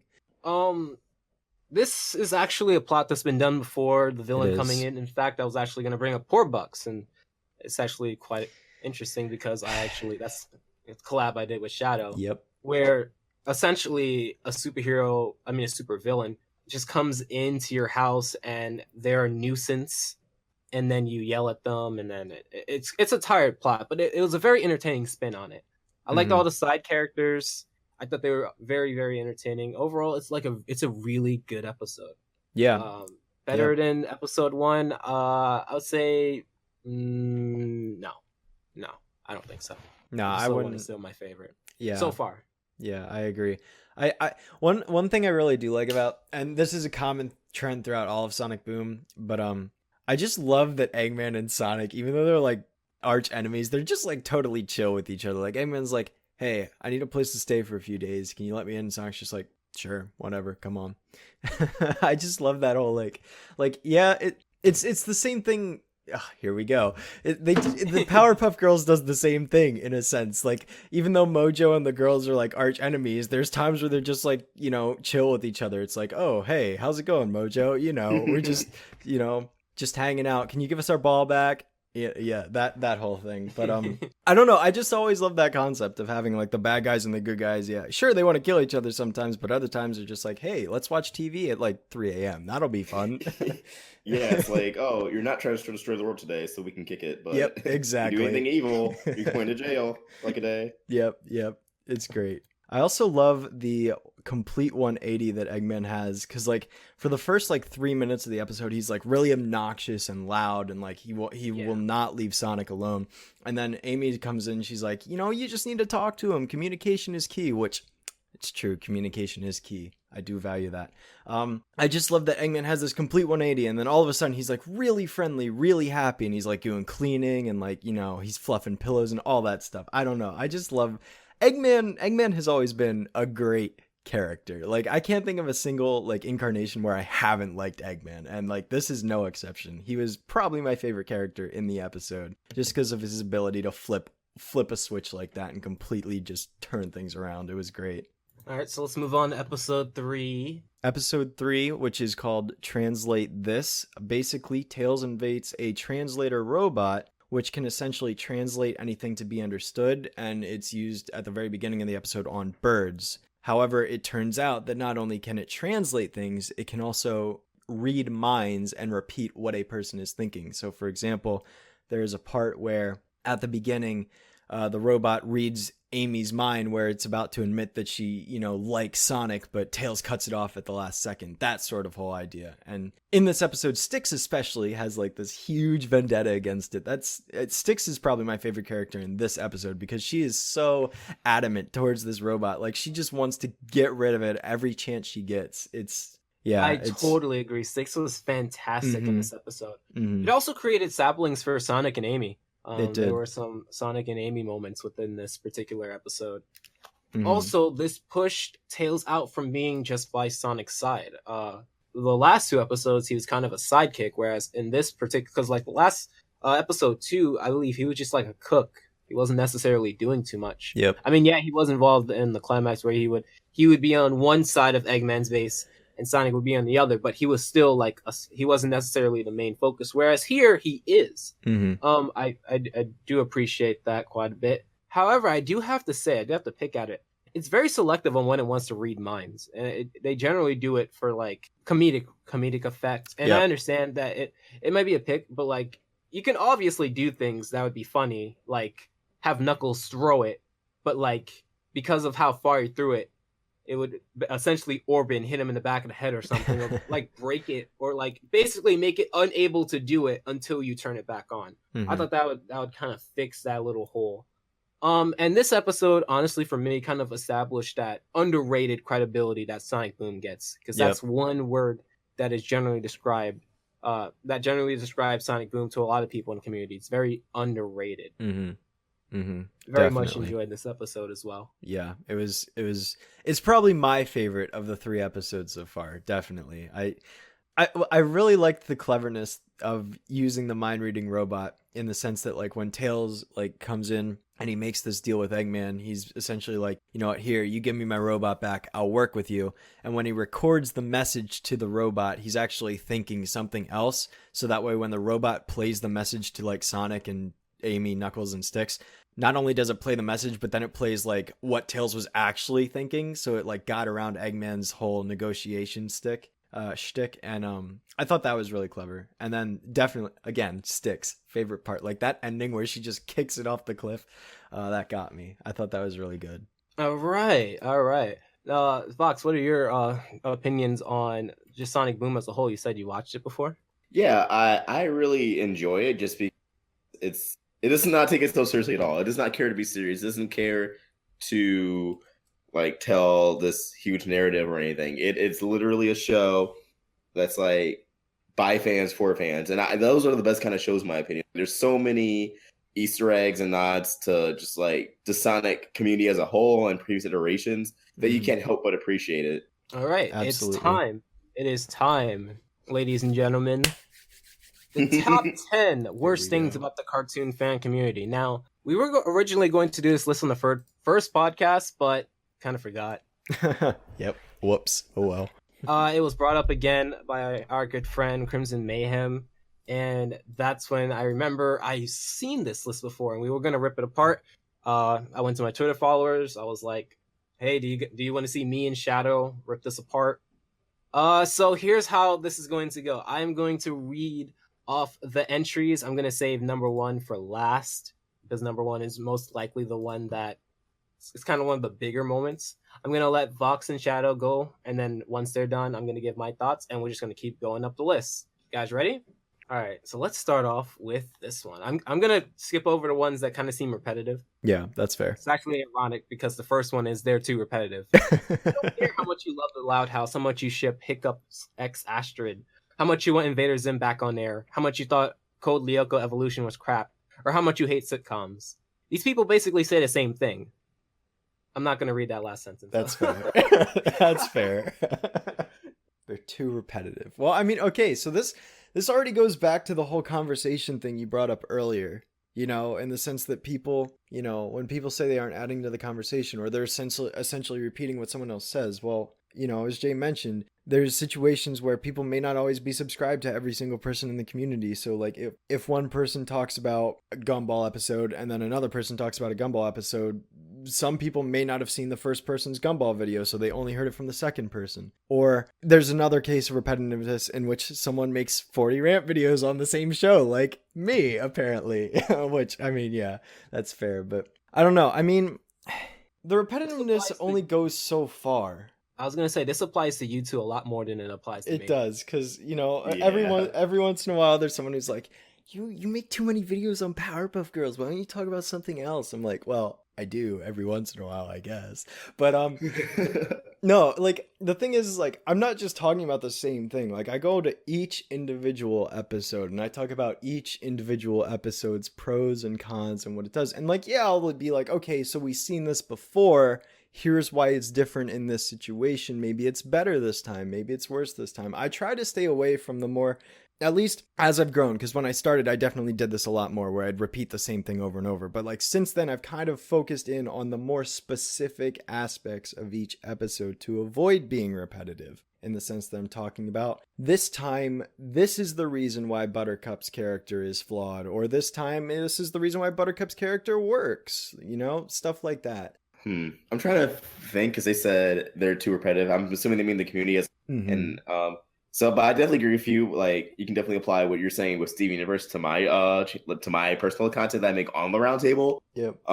I think what they're getting at here is when they see videos like the schedule, for example, the Cartoon Network schedule, or this Gumball episode, or Teen Titans Go, and I feel like they have a point, but to an extent. Like, for example, yeah, I honestly do think there's only so many things someone can say about a schedule. But, you know, like how you said, Shadow, about, like, you don't really watch TV like that. The schedule doesn't really impact you. Yeah.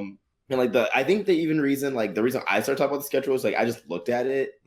And I'm someone who actually, I don't really realize it, but I do watch Cartoon Network more than I think, just because I have TV on while I work. So I do pay attention to like what's on the TV, and I looked at the schedule. I'm like, has this always been going on like 300 times in 1 week? So that's why I talked about it. I'm just like, yo, like they really do need some variety here, because I feel like if I was a kid, like I would get bored. And I remember like back in 2008, before Teen Titans Go, there was Johnny Test. Johnny Test was on all the time. Before there was Gumball, there was Total Drama. And I remember being bored to tears by Johnny Test by like the third weekend of it just being the only thing on. So this isn't anything new. So I thought I was able to like provide that perspective, but I think other people who either A, only hate Teen Titans Go, or B, saw that like those videos were doing well, like, oh well, I can talk about this too. And maybe they gave their own perspective, but I can see why that can blur together like really quickly. But for example, on the other side of the coin, if there's like, say, like a really popular episode, like let's say Gumball or Steve Universe or Powerpuff Girls, like how Bliss, that was a hot topic for a second. Yes. I think that's a lot more flexible topic because you can give your own take on it. You can be like, well, this is how I see it. Not just say, oh, this is inherently bad. Like actually sit down, watch it. Like, okay, this is what I thought about it. This certain scene, this certain character. So like, I mean, one, if you're going to say a community is too repetitive, like it's a community. Like you're not going to say a gaming community is repetitive because Dragon Ball FighterZ came out and everyone made their own video or compilation of it. Like, no, that's if it's a hot topic in the community, why wouldn't you want the creators to talk about it?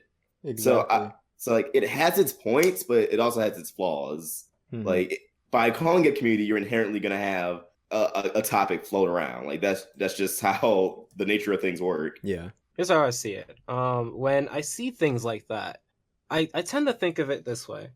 And I'm kind of glad you brought up the whole point of when a popular topic or popular episode comes up and a lot of people discuss it, like the schedule. The thing about it is, and I'm going to give a great example, the whole Butch Hartman leaving thing.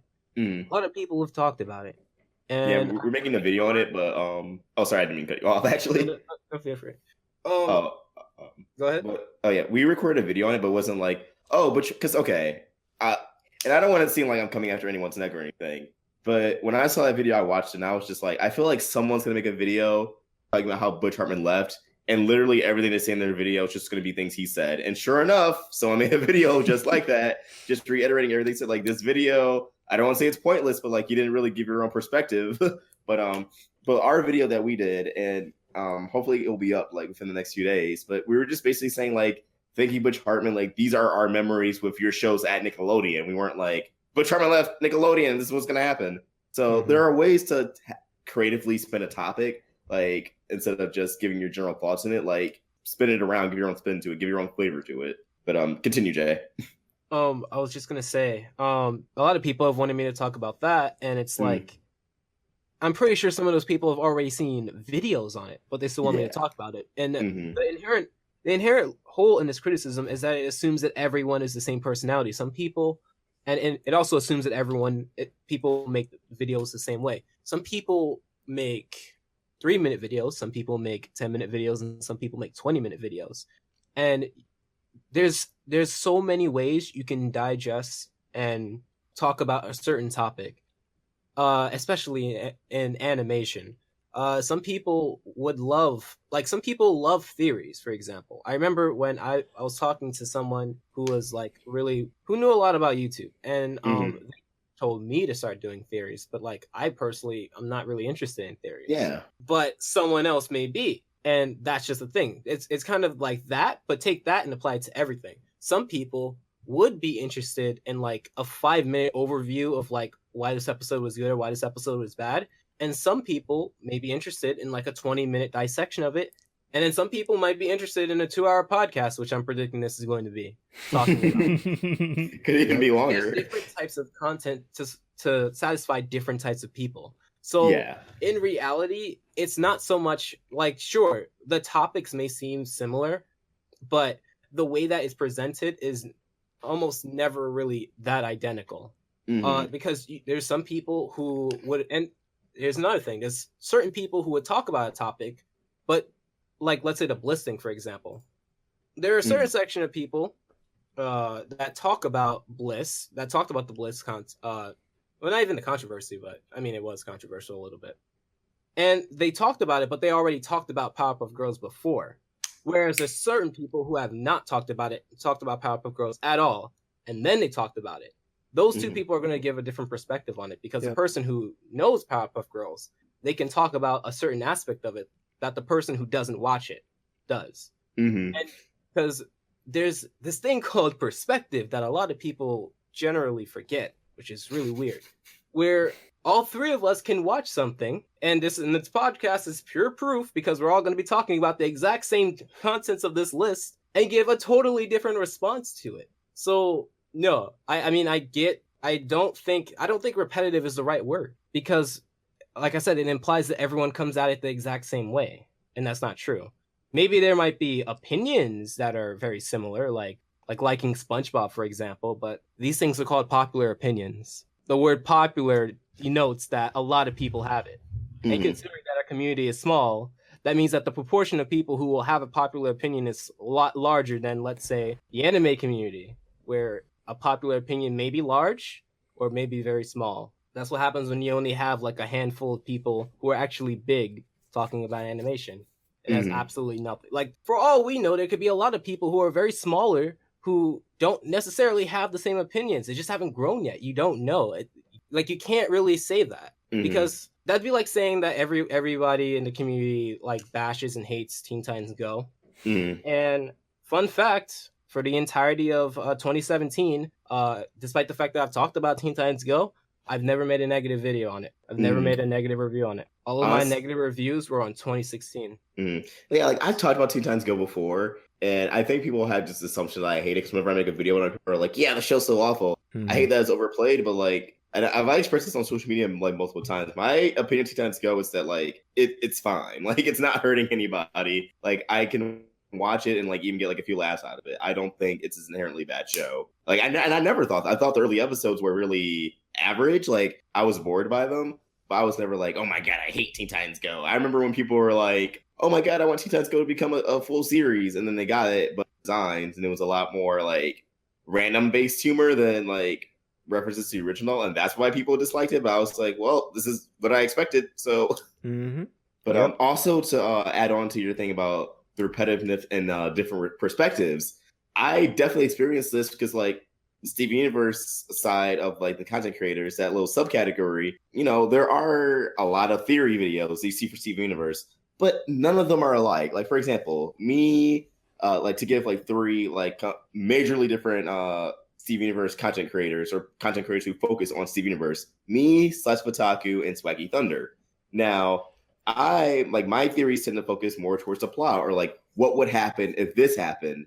While Slice, his theories are more analytical on the characters, like what's the future of this character, or how they react to the situation. Like, he is very analytical. His theories aren't necessarily things that are for a fact going to happen on the show. Like, he made a theory on how like there's a lot of parallels between Connie and Bismuth, and how this could, you know, provide a future conflict between Steven and Connie, like how there was between Bismuth and Rose. While I would make a video like, here's an episode I could see happening in season 5 based off of these past plot points. While Swaggy, like he can talk about any, like, he's a wild card. He can talk about anything when it comes to Steven Universe. Like, is it a fan theory? Is it like just something he like he'll literally make like a 2-minute video on something he noticed. While I try to have like a format, I try to format mine like more like a show. While Slice, this like his is more like a video essay type thesis, like a video.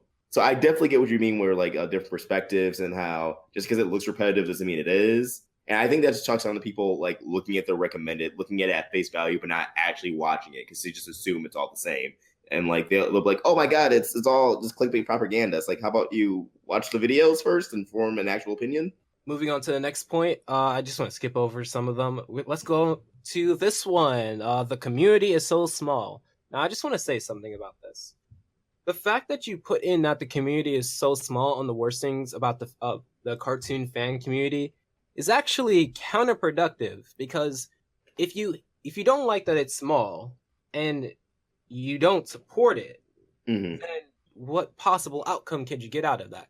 That's like buying a pack of seeds from Home Depot and planting a sunflower, but not giving it any water, and you hate the fact that it didn't grow. Like, you can't hate the fact that it's so small and then like not support. And that's the biggest thing that I've been trying to push. Like, if you don't like that because I remember when a certain YouTuber passed another certain YouTuber in subs, everyone was up in arms about that. How dare he? I was saying like, on your Twitter feed, you've never like on your Twitter feed, you've never promoted their videos or anything like that. You've expected the algorithm to do it. And it's like, well, how about you support their videos? How about you shout them out? How about you do something about it? You're a content creator. How about you actually name drop? How about you Yeah. go, hey, Swaggy Thunder, who I've met, is a great Steven Universe content creator, and he pumps out videos like lightning, and they're all great. And I highly recommend his channel. I remember when I thought I found everyone in the community, and I found him. And that's Actually the made a banner for thing. him. When people say the community is so small, you just haven't found all the creators yet. Because I still find people who talk about cartoons every day. Like, for example, like how I found Noah David through Avi's reviews, even though he's retired now. Like that's how I found Noah David, and and that turns out like he talks Nintendo, and I've already found Nintendo. But like how like through you guys and social media, I found Crimson Mayhem. I didn't even realize he was Mr. Ender's editor. I knew he had an editor. I didn't know who it was. And I think when people say the community is small, I think they mean the amount of creators with like a large sub count. Yeah, exactly, like that small. But it's like there's a large disconnect. There is like between it goes from like 0 to like 10K, and then there's a giant like gap until like 100K, and then there's a giant gap.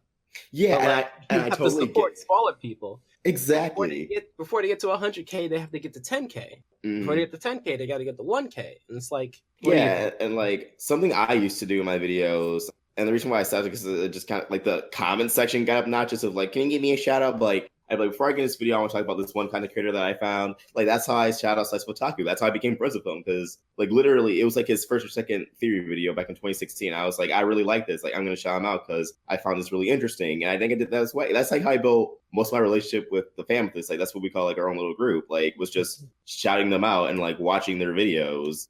And like, you gotta, like you said, you gotta support them. And like, especially if you're in a position to have a voice, or, like instead of saying, oh, I hate the roundtable, or I hate Slice of Otaku, or I hate Velocity 94 for these reasons, share creators you like instead of just regular activity. Like let people enjoy what they enjoy, because, there are some content creators, like not even just in me, but like just in general, that I'm not even that I dislike, I just don't care for. But I'm not gonna make a video saying, "Oh, I don't care for them," or I'm not gonna say in a video, "Oh, well, like this YouTuber's good. I'm just gonna support the people I like." And I feel like most people feed, not like content creators, especially I feel like content creators are the most mature people. But in terms of the commenters and the viewers, they feed off negativity. They'd rather I actually want to build off that.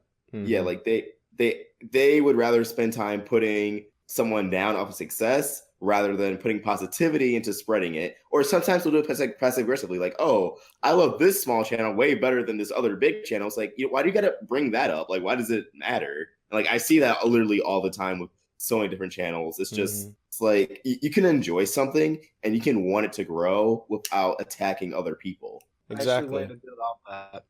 And it actually goes into what Shadow said the last podcast episode about instead of complaining about the schedule and letting that be your entire day, why not find alternative means to watch the shows you want to watch? That kind of goes with the community. Instead of bashing the people at the top, why not take the people that you actually enjoy and show, like, I don't even care. Show how they're like the best things around, Like take someone who's at 1K and just like help them out, because obviously if you think that the algorithm isn't supporting them enough, then you support them. Exactly. Because the thing about it is that and YouTube has said this. It's actually in their Creator Academy that instead of focusing on the algorithm, you should focus on the community, and then the algorithm will follow. Yeah. And I fully believe that, because that's exactly what I've been doing. But continue, Shadow. Oh, I was just going to say, I mean, yeah, pretty much what you guys have already said. Why tear someone down when you can build someone else up? By tearing someone else down, you aren't helping that person you like at all. You're not getting them any growth. You're just bringing someone else down. But like, if you're supporting the person you like, then you're helping that person you like grow. Like it's, I don't know. I didn't think it's really that hard of a concept to understand. It's just like an example I want to give is like first, like Mars reviews. He like this time last year, I think his channel was a lot smaller, and he started just making videos of what he liked. And because his community was supportive, he grew. Like he didn't have to resort to like taking anyone down, or like no one in his audience, as far as I know, didn't resort to taking anyone else down. Like they just shared his content. Like it's just that simple. the next one, I gotta skip over some of these. Some of these are just really, really bad points. Most of the people in the cartoon community are 90s kids and nostalgia junkies that never wanted to embrace the future and keep sticking to the past. Mm-hmm. Most people, from what I've noticed, are talking about modern shows now. Like, I mean, like 90s. I mean, I get 2000s a little bit because some people will go like more shows need to be like Samurai Jack and Courage and stuff like that. But I don't know if I would necessarily identify me or any of the people I watch as nostalgia junkies per se. Mm-hmm. It's just more of the fact that the whole LOL random type of humor that has been in Teen Titans Go, Powerpuff Girls 2016, OKKO, Unikitty, Uncle Grandpa, the new Ben 10 reboot, SpongeBob, Bunsen is a Beast, Sanjay and Craig, like all of these shows, like a lot of them have this like super wacky random, like it's kind of taken over. And I feel like a lot of people just selectively forget that there was a lot of stuff like that in the past and like gross out and stuff like that. But to some people, it feels like that proportionately grown bigger, and shows like Samurai Jack and Courage, shows that kind of like allow things, and Ed and Nettie in a sense, allow things to settle down. And they have confidence that you'll watch the entire episode. You're not going to look away. Mm-hmm. They feel like those types of shows, like I guess nowadays it'd be like maybe a regular show, especially in the later seasons, or like Avatar. Like they feel like, or Legend of Korra, like they feel like those shows have proportionally grown smaller. But like that isn't. I don't think that's necessarily would be nostalgia in a case, because I don't necessarily want to go back to that, because by that logic, I would also want the technology that we've gotten today to go back. And with shows like Milo's Murphy's Law and the new DuckTales reboot, how they're able to like create so much depth and they're 2D animated, like I don't want to go back. If I were to take my specific channel into this, I mean, if you were to think that I'm like a 2000s kid, sure. I mean, it doesn't, like, I don't know if that would be necessarily the case, because I kind of look at everything kind of, I look at everything kind of positively. In fact, a little too positive, and I'll explain that in a later video.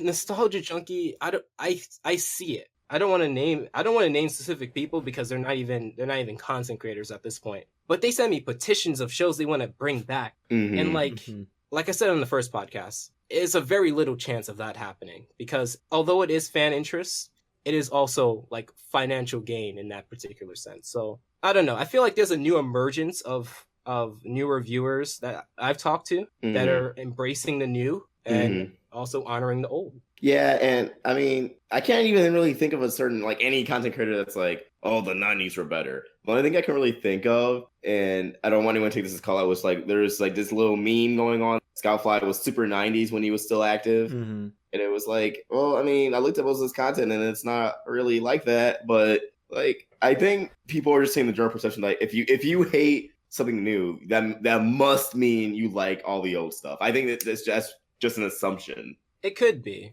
I remember there's this tweet floating around where they compared the new shows to the old shows, but they cherry it was kind of fallacious in a sense, because they put a lot of the classic episodes of the old, and they put all the new episodes shows that they put all the old shows that were considered classic, and on the other side they put all the shows that were considered bad, and they were blatantly not putting shows that people like on the other side to kind of illustrate the point that there isn't a lot of new stuff coming out that people enjoy. So yeah, I don't know. It was heavily cherry picked. Yeah, and like I feel like people don't give things a chance. Like 2-3 years ago, Nostalgia Critic made a video like our cartoons now better than they were back in the day, and it was when I agreed with you, saying like, yeah, cartoons are getting better, and I shared it on Facebook, and a lot of people, it's people who don't really keep up with cartoons, were like, no, all the old cartoons are better, the new ones are so dumb, like Teen Titans Go, and it's like, all right, you clearly don't know what you're talking about. Yeah, and that's kind of a common thing with like everyone. Like that's been going on for like generations. It's always,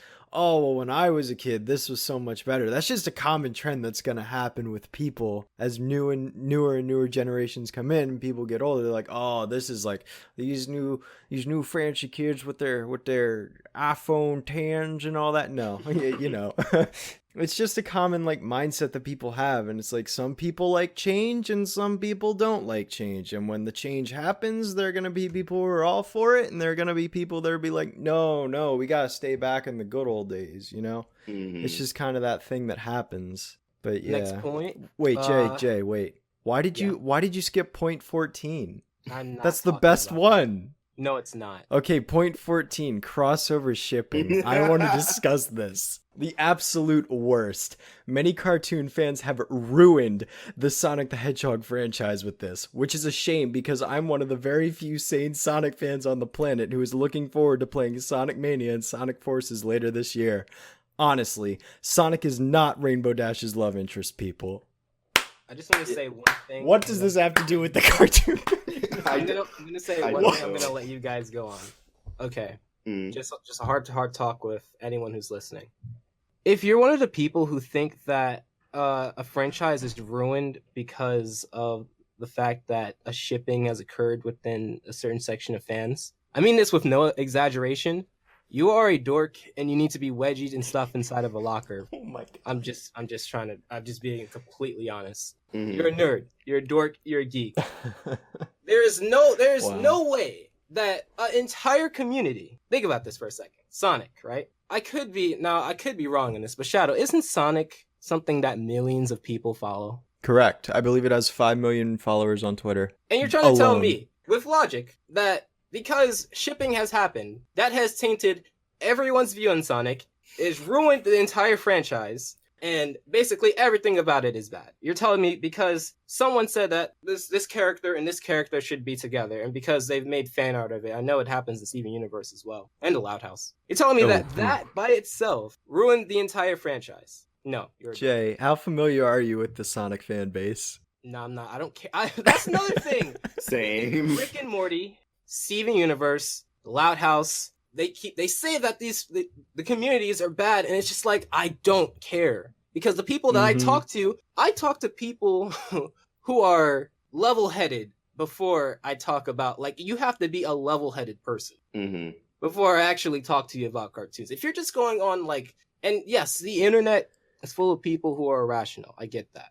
Like, I get it. You know, there's a lot of people even in our community that's really, really irrational. But you know what you do? You avoid them. You don't bring attention to them unless they're doing something illegal. So when people say that about like the Rick and Morty fan base is terrible. Everyone that I talk to Rick and Morty with has been pretty level-headed. So again, it kind of goes back to the fact that maybe it's not so much that the people you've been talking to or people you've been seeing are terrible. It's more of the fact that the people that you associate with are toxic. It just so happens that you both share that common interest. Because I talk to you about Cartoon Shadow, you're level-headed. I talk to a lot of people in my Twitter in my Twitter feed and on Discord, and they're level-headed. So I don't know. I don't believe that. It's a vocal minority thing, really, is what it is. But yeah. Continue, guys. Yeah. Well, I had nothing to contribute to the crossover shipping. I just wanted to read it. That's all. We can go on now. Next point. The community is so negative. I've made this is just from me. I know other people have made a lot of negative reviews.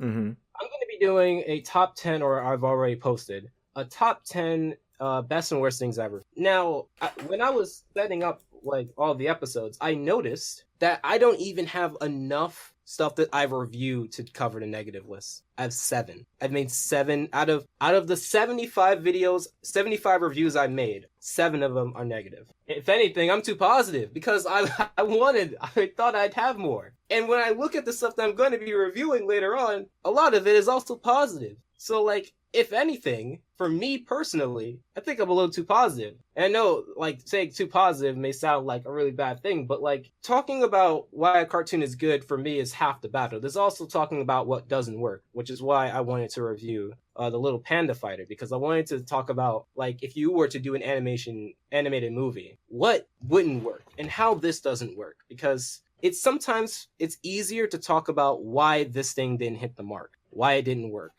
all the little things that they were missing that if they did add, people would enjoy.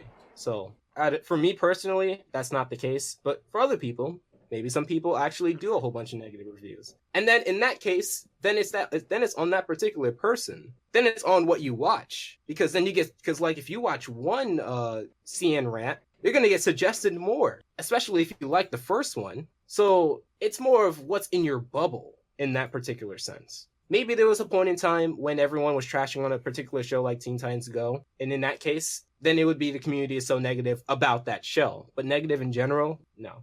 It's a garbage point. Yeah, I feel like this list, or at least this point, and it blends in together with the community is repetitive and the community is small. Mm-hmm. But it's also just a perception of it, because I can't think of any time someone was like blatantly negative unless it was like, oh, Teen Titans Go, oh, the schedule. So like this, yeah, like they kind of just divided up like one big point to 3 other points.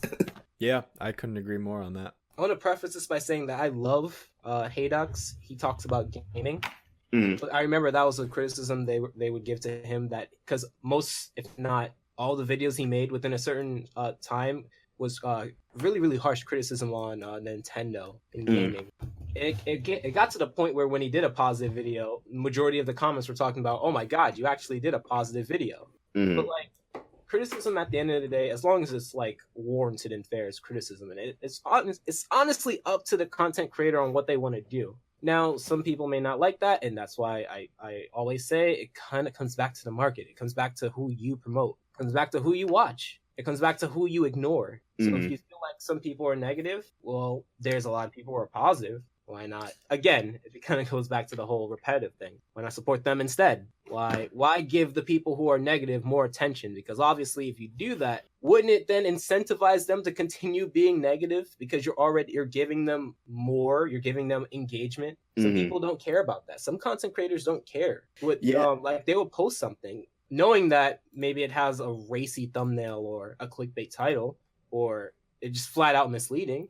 And they don't care because they're going to get the engagement, they're going to get the views, they're going to get... For those who may not know, likes and dislikes are really, as far as the algorithm goes, highly inconsequential. May have messed up that word. But you're also giving them the comments. And then you're also talking about them outside, leading other people to watch the video. And then guess what? A hate them forums where you continuously watch their new videos just to hate on them, which you think doesn't help them. It helps them a lot more than you think.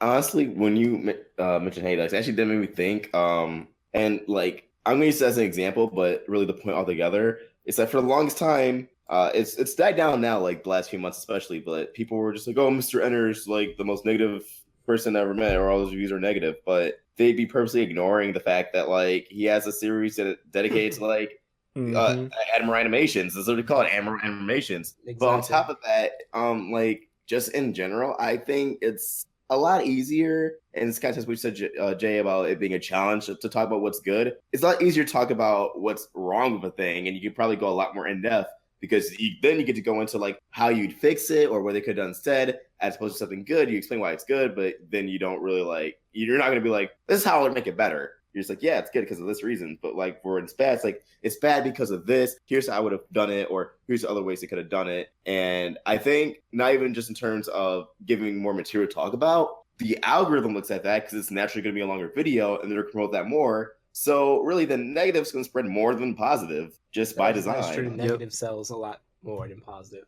In fact, anytime I do like a top 10 best and a top 10 worst on both accounts, when I did top 10 worst I reviewed and best, worst outperformed a lot more. And then when best and worst episodes of 2017, worst performed a lot more. Yeah, like the top 10.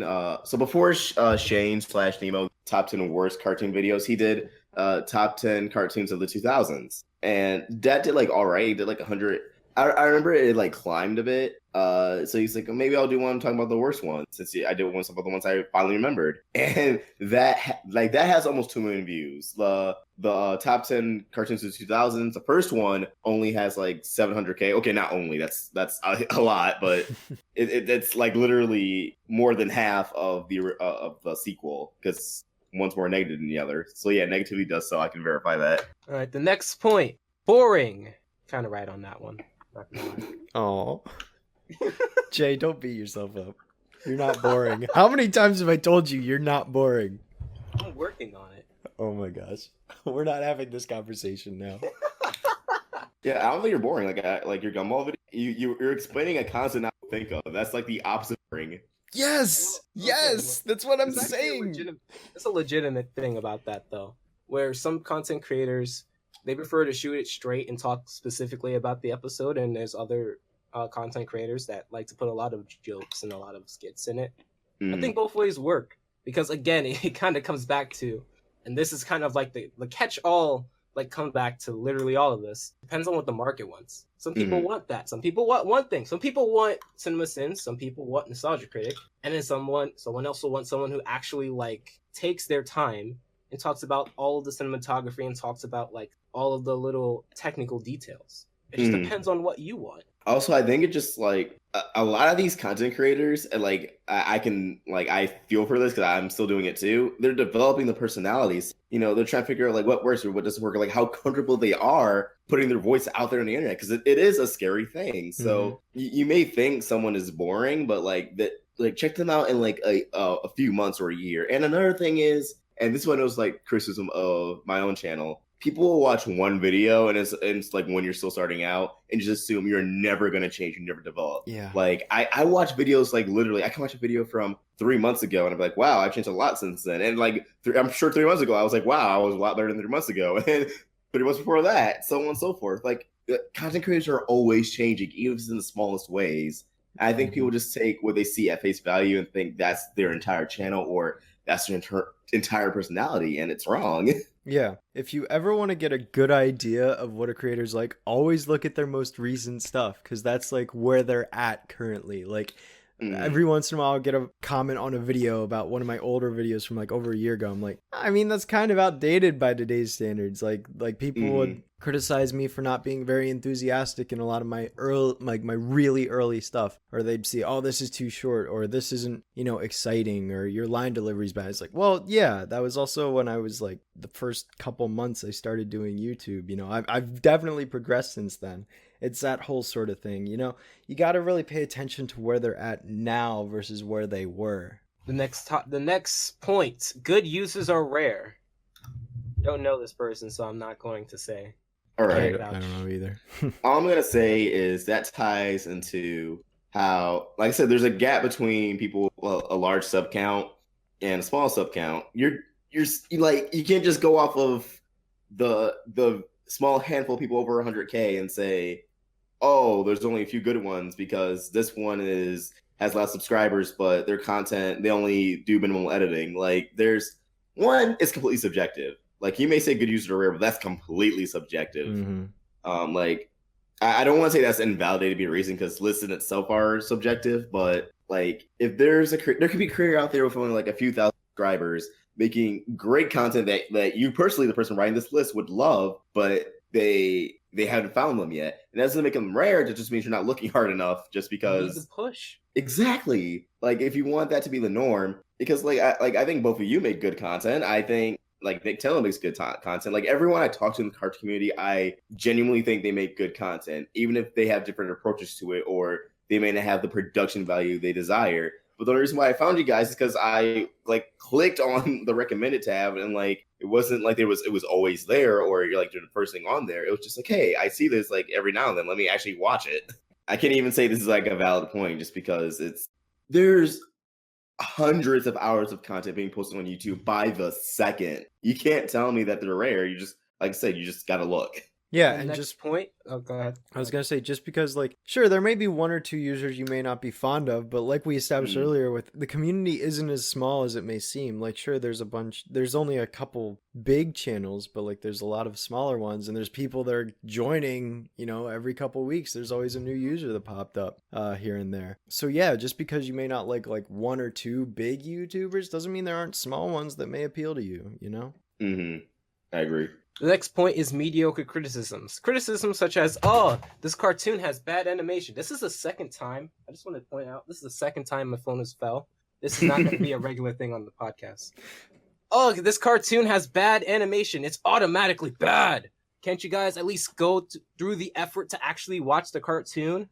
Now, all right, I can agree with this one. I can bring up two specific two specific points, two specific scenarios, or not scenarios, well, examples really, of when of a certain thing I want to bring up. Well, it could go both ways, but sometimes a reviewer may not be able to explain a certain point that they feel to the best of their ability, especially if they're starting out.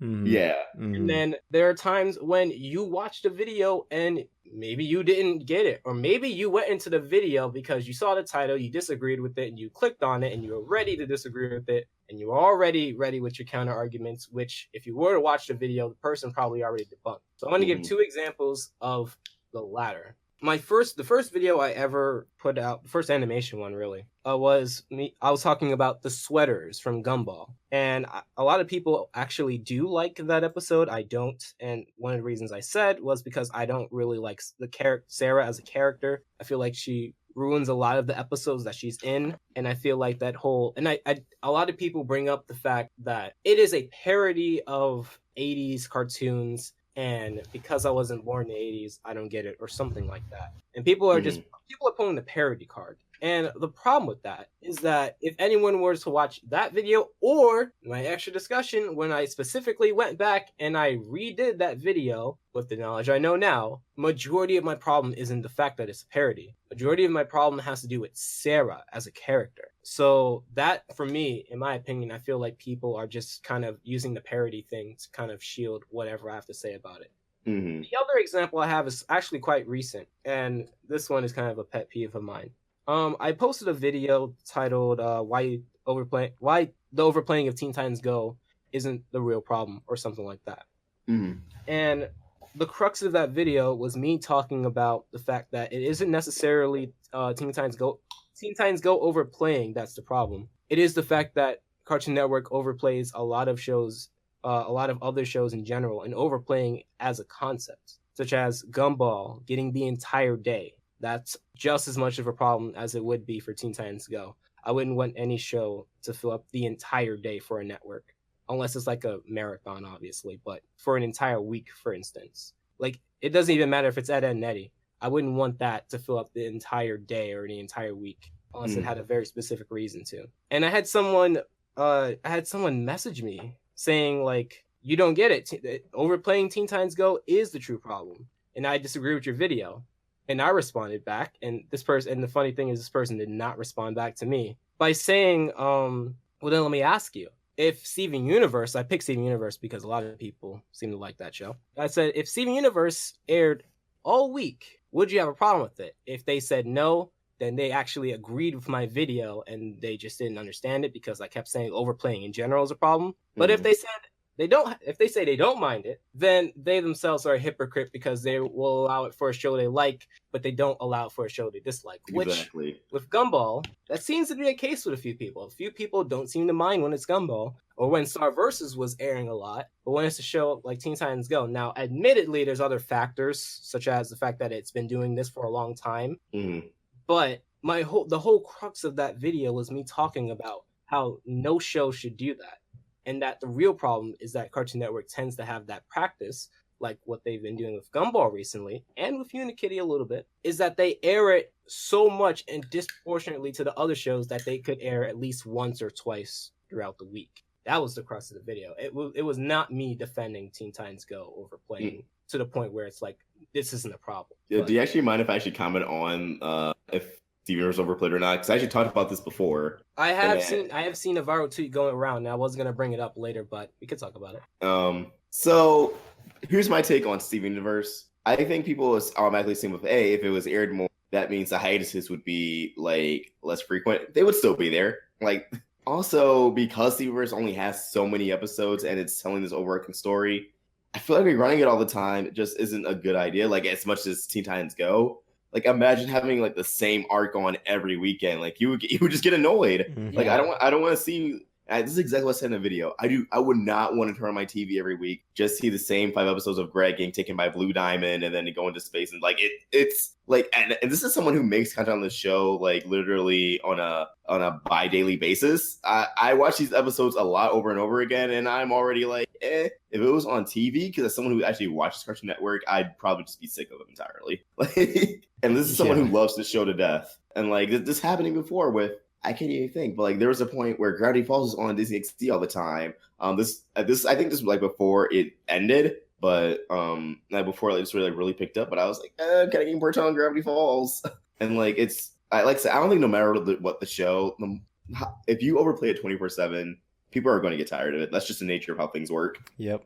The next point, let's skip over to no variety because it's actually pretty funny. This person complains about they're too repetitive, but they actually have a lot of points that kind of point back to the whole repetitive.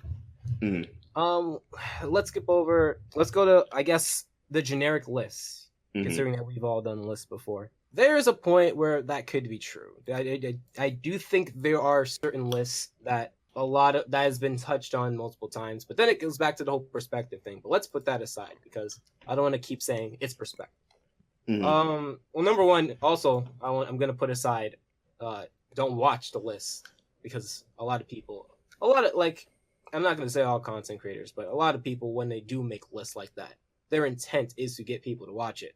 Mm-hmm. So, for me personally, I do kind of see the logic within it. I personally did not make a worse SpongeBob episodes list. Mm-hmm. What I did was I took that concept and I flipped it into how would I make these 10 infamous episodes better, which is what I did.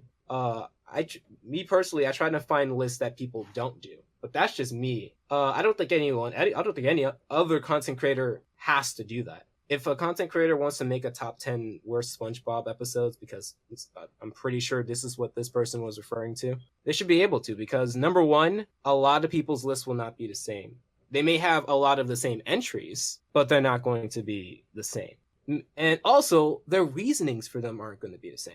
And some people just want it. I know, I'm pretty sure, 100% sure, for both of you guys, because you guys talk about your respective series so much, people are going to want a top 10 best and worst. And it doesn't matter if other people made videos on it, because they come to you and they want to hear what you think. So again, it kind of doesn't take into effect that people want to hear from this specific person. They want to hear from Vox. They want to hear from Shadow. Exactly. They want to hear from Steven Universe Fan 545. No one make a YouTube channel called that. I'm already on it. All right, Shadow, were you about to say something? Because I don't want to cut you off. No, you can go ahead. I mean, the way I see it, and this is at least the way I feel, when I see someone talk about a list, I'm like, oh man, why didn't you include this on here? So instead of commenting, why didn't you include this on there? Why not just make your own video and your own list? And that's what we do. If you see a list that you disagree with or that inspires you, because just when you're in a conversation with somebody, say you're in a group conversation and people are talking about, oh, I liked this thing.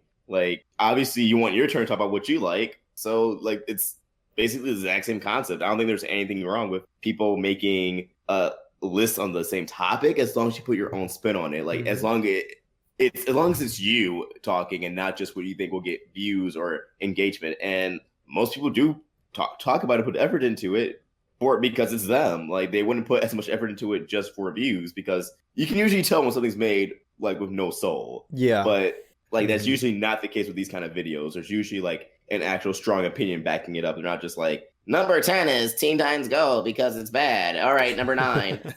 Yeah, that's just it. It depends. Everything, all the lists. Ooh, voice crack. All the lists I've seen in the community, they're all very personalized. I can't think of anyone that's just very stagnant and monotone and boring in delivery. Everyone has their own spin. For example, when I look at Jay's videos, I'm when I watch a top 10 or whatever that Jay has done, it's very clearly in Jay's style with Jay's reasoning and, Jay's editing and all of that. All of that is personalized to Jay. So I know I'm watching a Jay video and I'm hearing what he has to say. The same can be applied to Phantom Strider or, Saber Spark or whoever. And that's kind of why I don't agree with this generic list at all. Now, maybe they're talking about the entries, but I can't think of many list topics that have been done to death in the community. Like, obviously, there's more common ones like top 10 best Cartoon Network shows or top 10 best Nickelodeon shows. But outside of those select few subjects, there only seem to be a handful of top 10s on a specific idea. And there's still plenty of new ideas that people are making top 10 lists on to this day that like haven't even been done yet. That, you know, there may be top 10 lists coming out in like 3 or 4 years from now that no one has done yet and still wouldn't have done until that video comes out, you know? That's kind of where I stand on it. Yeah, I don't know. I don't really agree with this. All right, let's go on to the next point. I originally was going to pass over it, but when I actually read their reasoning for putting it, that actually made me want to talk about it. Okay. The people in the community. I'm a cartoon fan, but I don't like the YouTube and Tumblr cartoon community much. There's little to no variety, and it's like they have installed rules to join the community. You must love Steven Universe Star versus the Forces of Evil, Rick and Morty, and Gravity Falls, and you must hate Teen Titans Go, Modern SpongeBob, Disney and Nick sitcoms, and anything that Mr. Enter hates. Now, the reason why this struck a chord in me is because there was actually a video I've seen from someone that I regularly watch that said the exact same thing, that you must talk about X in order to gain traction. And the thing about that is that when I see people like JonTron, someone that I love to watch, talk about freaking Flex Seal, like that's not something that that's not something you're going to see on the trending page if it wasn't coming from someone like JonTron. It has that whole stigma annoys me because there's people who honestly believe that, like, you have to talk about blank in order to get far. And personally, what I've noticed is that although there are certain videos of mine that generally blow up because they're a part of a bigger topic, what I've noticed is that the videos that there isn't a consistency between it. Because one day it will be something as new as a Loud House. And then the next time it will be something as old as Channel Chasers. And then another time it will be the Mighty Bee. And then another time it will be something new like Clarence. So there's no rhyme and reason to it. It has nothing to do with popularity, in my opinion. It has zero to do with popularity. It has to do with how interesting you are in presenting the topic that you're trying to talk about with your audience. When it comes to the algorithm, because a lot of people are talking about that topic, you may be put into suggested. But I've never felt like I had to talk about, and this is exactly why I didn't. I never felt like I had to talk about Steven Universe, Star versus the Forces of Evil, Rick and Morty, Gravity Falls, BoJack Horseman, Avatar, and all of these other things. I'd never felt like I had to talk about that, and I was never really interested in making a whole bunch of videos on it. I like watching the shows, but I was not really and let's even include some of the reboots. I've never really been interested in talking about the Ben 10 reboot, the Powerpuff Girls reboot, just like how other things like Harvey Beaks, like what I'm interested in, that's what I talk about. Because when you're interested in something, it doesn't necessarily feel like work all the time. It feels like you want to talk about it, you want to have fun doing it, and that's what I do. There's never been a single video on my channel where I felt like, well, I gotta do this, or the views will go down, or no one's gonna won't make me relevant, or whatever, or something like that. And that's why I never did it. And I've grown. So I am the living proof of that. I talk about whatever I'd like to talk about. Like right now, I'm going to be talking about El Tigre. That's not new. That's not something that everyone's talking about. I'm talking about it anyway, because that's what I want to do. And you must hate Teen Titans Go, Modern SpongeBob, and all of that. Yes, there was a time when hating on it was profitable, but what I've noticed is that there's a surgence of people who are actually defending Modern SpongeBob and defending and trying to not necessarily justify Teen Titans Go, but they're saying that the hate is kind of getting unreasonable at certain points. Kind of like with Cartoon Network. Saying that the schedule hate is getting unreasonable at certain points. Saying that Christina Miller needs to get fired. Saying that's kind of unreasonable. There's people who are there to balance it. I just because a popular reviewer hates something. In fact, I'm actually going to use, since they use Mr. Enter as an example, I'm going to use Mr. Enter as an example. Mr. Enter does not like and has made negative reviews on Fanboy and Chum Chum, Almost Naked Animals, and Flapjack. And I've made positive reviews on Fanboy and Chum Chum, Almost Naked Animals, and Flapjack because I like the shows. and I never felt like I was putting it on would break the rules of the community. Number one, it's not really a community. It's more of a loosely tied together like friends or people like that, because there's certain people in the community that tend to stick to themselves, and that's perfectly fine. And then there's another side where people hang out with each other. So like I said, lobbing everyone together, that's just so, that's like like the whole generalization. That's the first mistake of lists like this, because I'm pretty sure there's people like if I were to bring up a popular video, there was a Steven Universe rant made by RoboBuddies. Mm-hmm. That's not, although they like Steven Universe, that video was not that positive on Steven Universe. Yeah, I actually like to say, when that video first went up, I saw it like literally like 15 minutes before it even blew up, and I totally agreed with it. And I commented like, yeah, like this is pretty well rant, and I ended up leaving the comments. Most people were like, what? Like you agree with this list?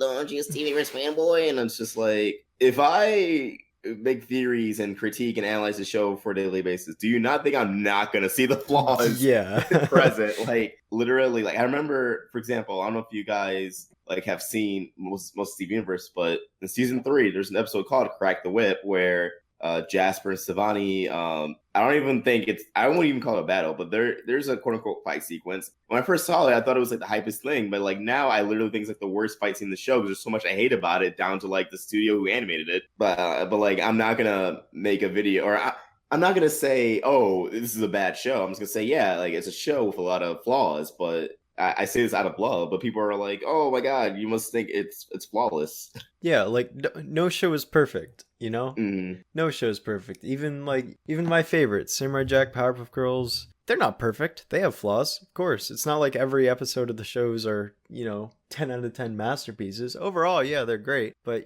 there's still they still have problems. Rick and Morty's another one. I love most of Rick and Morty episodes, but every once in a while there's one here and there. It's like, okay, yeah, that really wasn't that good. I mean, Samurai Jack would have been perfect if the revival ended after episode 3, but right.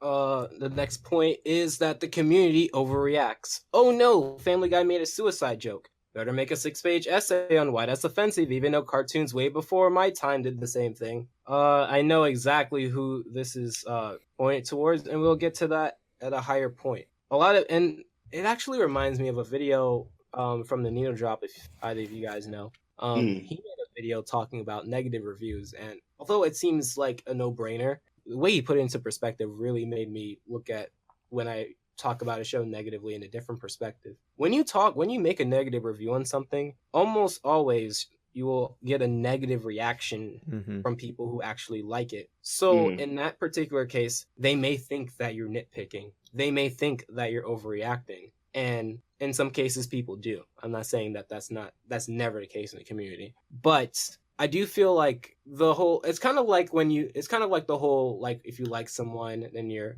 blowing them, and if you don't like them, you're a hater, and there's nothing in between. It kind of goes back to that fallacy, where, like, sometimes you can be negative towards something, and maybe it's not a nitpick. Maybe it's not overreacting. Maybe it's not taking it too seriously. Maybe it's not giving it a standard, which is another thing that I've seen people use. Maybe it's someone being reasonable and saying that they don't like it. And the funny thing is, and wish I didn't have to do this, and technically I don't, I just do it. There's only a certain amount of stupid I want to deal with in a day. I personally go out of my way in my videos to say that I don't like them, instead of saying, I try not to say, you shouldn't watch this, per se. Or like, I would say I don't recommend it, but I generally don't say you shouldn't watch this, or I generally don't say this entire series is bad. I generally say from what I've watched, it's bad. And that's because saying that has gotten a bad rep. And I personally made that choice to do that. I don't think other content creators should, but that's just something that I personally do. Because when you make negative reviews on stuff, people all like that. That's something that I've seen. That's a pattern I've seen in my negative reviews. All 7 of them out of the 75, where people call me too negative. But that's my thoughts on it. That's why I didn't like it. My whole job, the whole purpose of the video, is to explain A, why I didn't like it, or why I did like it, and B, why you should or why you shouldn't watch it. That's a review. All right, I guess we skip over that. Most of the community are most likely 12-year-old Mr. Enter fanboys. I bet the people that hate modern SpongeBob never watched a single episode and only rely on his review on it. First of all, at least to the people in here, I don't really make a lot of reviews that kind of intertwine with Enter stuff. Neither do I. Nope. Yeah. Neither do I. Now, I get the case as far as maybe they're talking more about like DeviantArt posts or people who don't necessarily make videos and maybe they make responses, but that's what's to come. I'm pretty sure and it's really weird, but I'm pretty sure there's people who like take well, and it's funny because I actually mentioned this earlier. Big reviewers, when they say something, people take it as Bible, and when you're very young, sometimes you may take it as Bible. I'm pretty sure there's people that take what I say as Bible, as far as the Round Table and Shadow and Mr. Renter. Like, I'm pretty sure there's people who take it as Bible. Yep. But the problem with that, the inherent problem with that, is that is not on the responsibility of the content creator. They're young, they're impressionable. I get it. But it's not like with other content creators where they're shilling merch and they're saying you must get this because if you don't get this, you won't be cool, which I've seen before. It's someone saying that they don't like the episode. And I've actually had experiences with people who say one thing and then once I say, I actually don't support that, and then they kind of flip-flop on their opinion.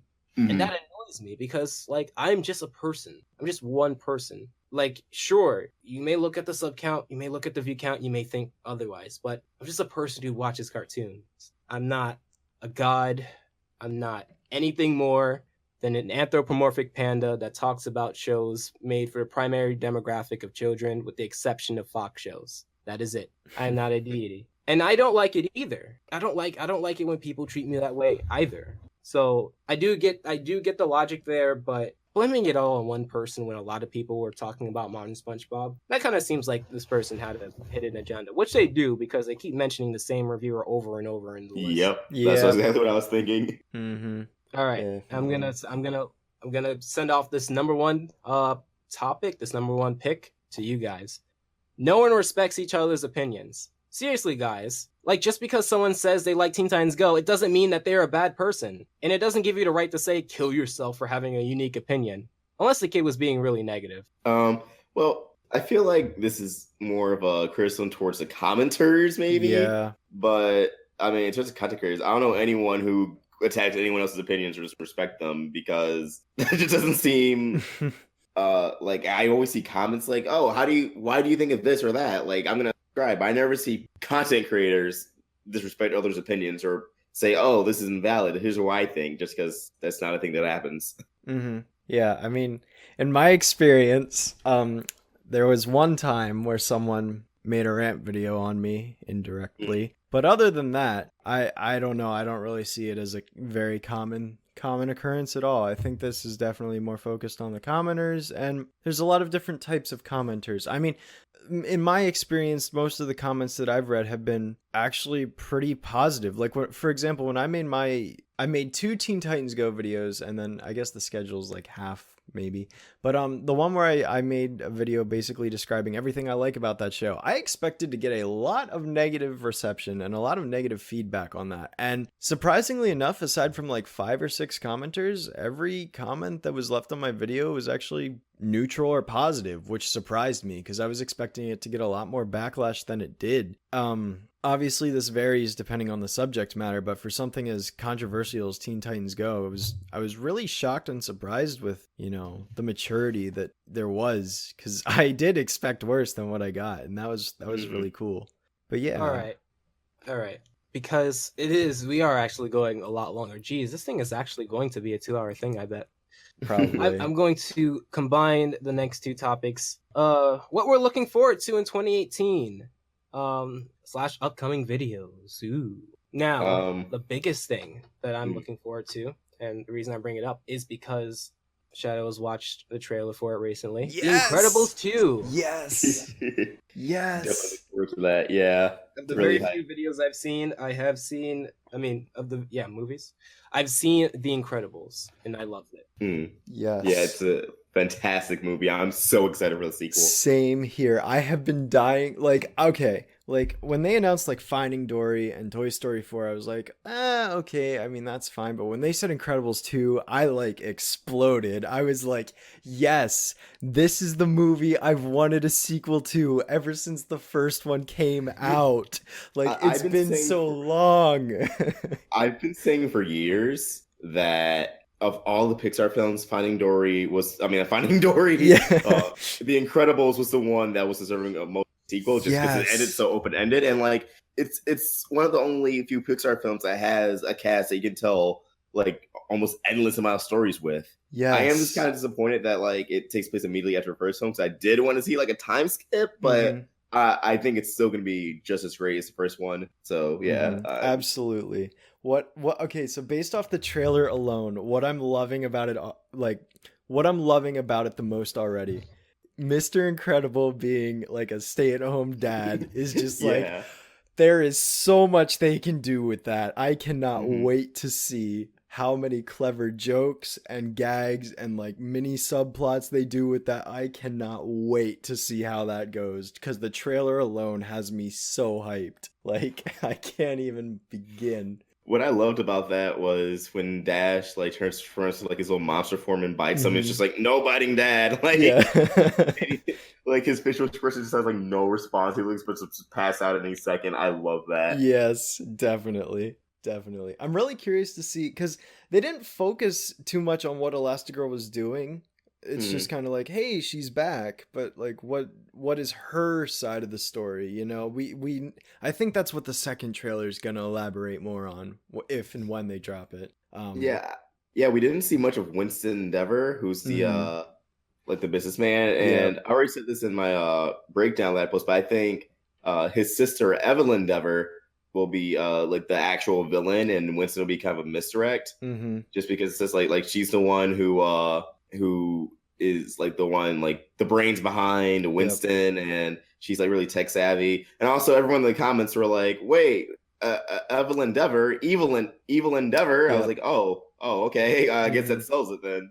Yeah, I'm actually I have the same belief. I think that's what they're gonna do as well, because it's, I don't know, it just it makes sense, because like typically when you see a businessman character, you think, oh, he's the bad guy, so they're gonna kind of like switch it around on us by having it be her instead. Yeah, I'm in agreement with you on there, definitely. But something else I'm looking forward to in 2018 is Avengers Infinity War, especially after seeing Black Panther. It's not like it's set it up or anything, but like just the fact that there's gonna be like this narrative, the story that brings all of these movies and films together, that just excites me so much. And I hope that, I mean, it's obviously gonna be a success, but I hope other networks and like companies take note of that without rushing it. And in my wild world of dreams and fantasies, one of them is to create a animated like universe where after like a few seasons, they actually all converge into like a huge crossover event. Yeah, definitely. Infinity War was actually second on my list as well. I can't wait. Like, they've been hyping this up for like 10 years now. Like, we're finally going to get to see it after 10 years of building this like epic story up to its like conclusive moments. So yeah, I'm definitely hyped for this as well. And as well, Black Panther, which I haven't seen yet, but I'm going to be seeing it this weekend. And then there's also Ant-Man and the Wasp is another Marvel movie coming out in July, which it looks pretty interesting. I wasn't the biggest fan of the first Ant-Man film, so I don't have high expectations for this one, but I think it might end up being better based off of the trailer. Of course, I'll find out when I see it, but yeah, I guess beyond that, like, there aren't too many movies looking forward to. I mean, I guess anyone could be like, oh, of course you're looking forward to Infinity War. I am excited. Just, I can't wait to see like the character interactions. I want to see like Peter Parker interact with Peter Quill. I want to see Peter Quill interact with modern day Earth and everything. Like, there's so much to look forward to there. But I guess in the television realm, I'm definitely looking forward to the season 1 finale of OKKO, just because I have so many theories. Like, I don't know if you guys keep up with OKKO like that, but there is a story arc in the first season that they focused on every few episodes that has me really excited. And actually, recently they had an episode that's early up on the app.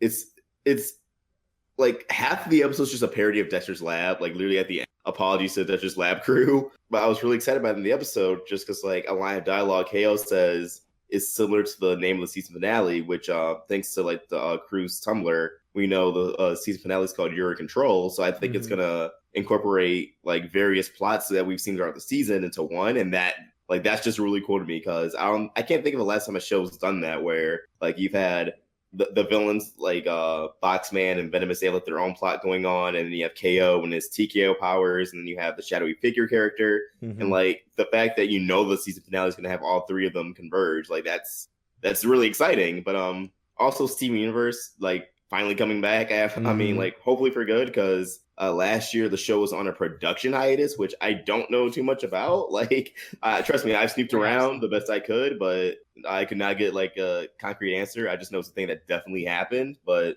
everyone's like working on the show again, so I'm excited to like the show returning to a somewhat normal schedule. Like even if it is like a bomb every month or something. And I think the season 5 finale is going to be really huge. Just like looking off the because there's like an Imgur album of like all like the recording booth pictures since like the very beginning of the show, and what's assumably the season 5 finale has like all of like the main gems like Garnet, Amethyst, Pearl, Lapis, Peridot, and like Stevani, and like we know that Blue Diamond's voice actress was at Carter Studios around the time the finale was recorded, so it's like so much is going down, and I'm just really excited to see like what that could possibly be because when the show wants to be like insane, it can be insane. I think there's a lot of hyped up story arcs that don't end up really delivering much in terms of like fan service, but I think this will actually be like one of those huge game changing, oh my god, I can't believe the show actually did this after so many episodes of just nothing.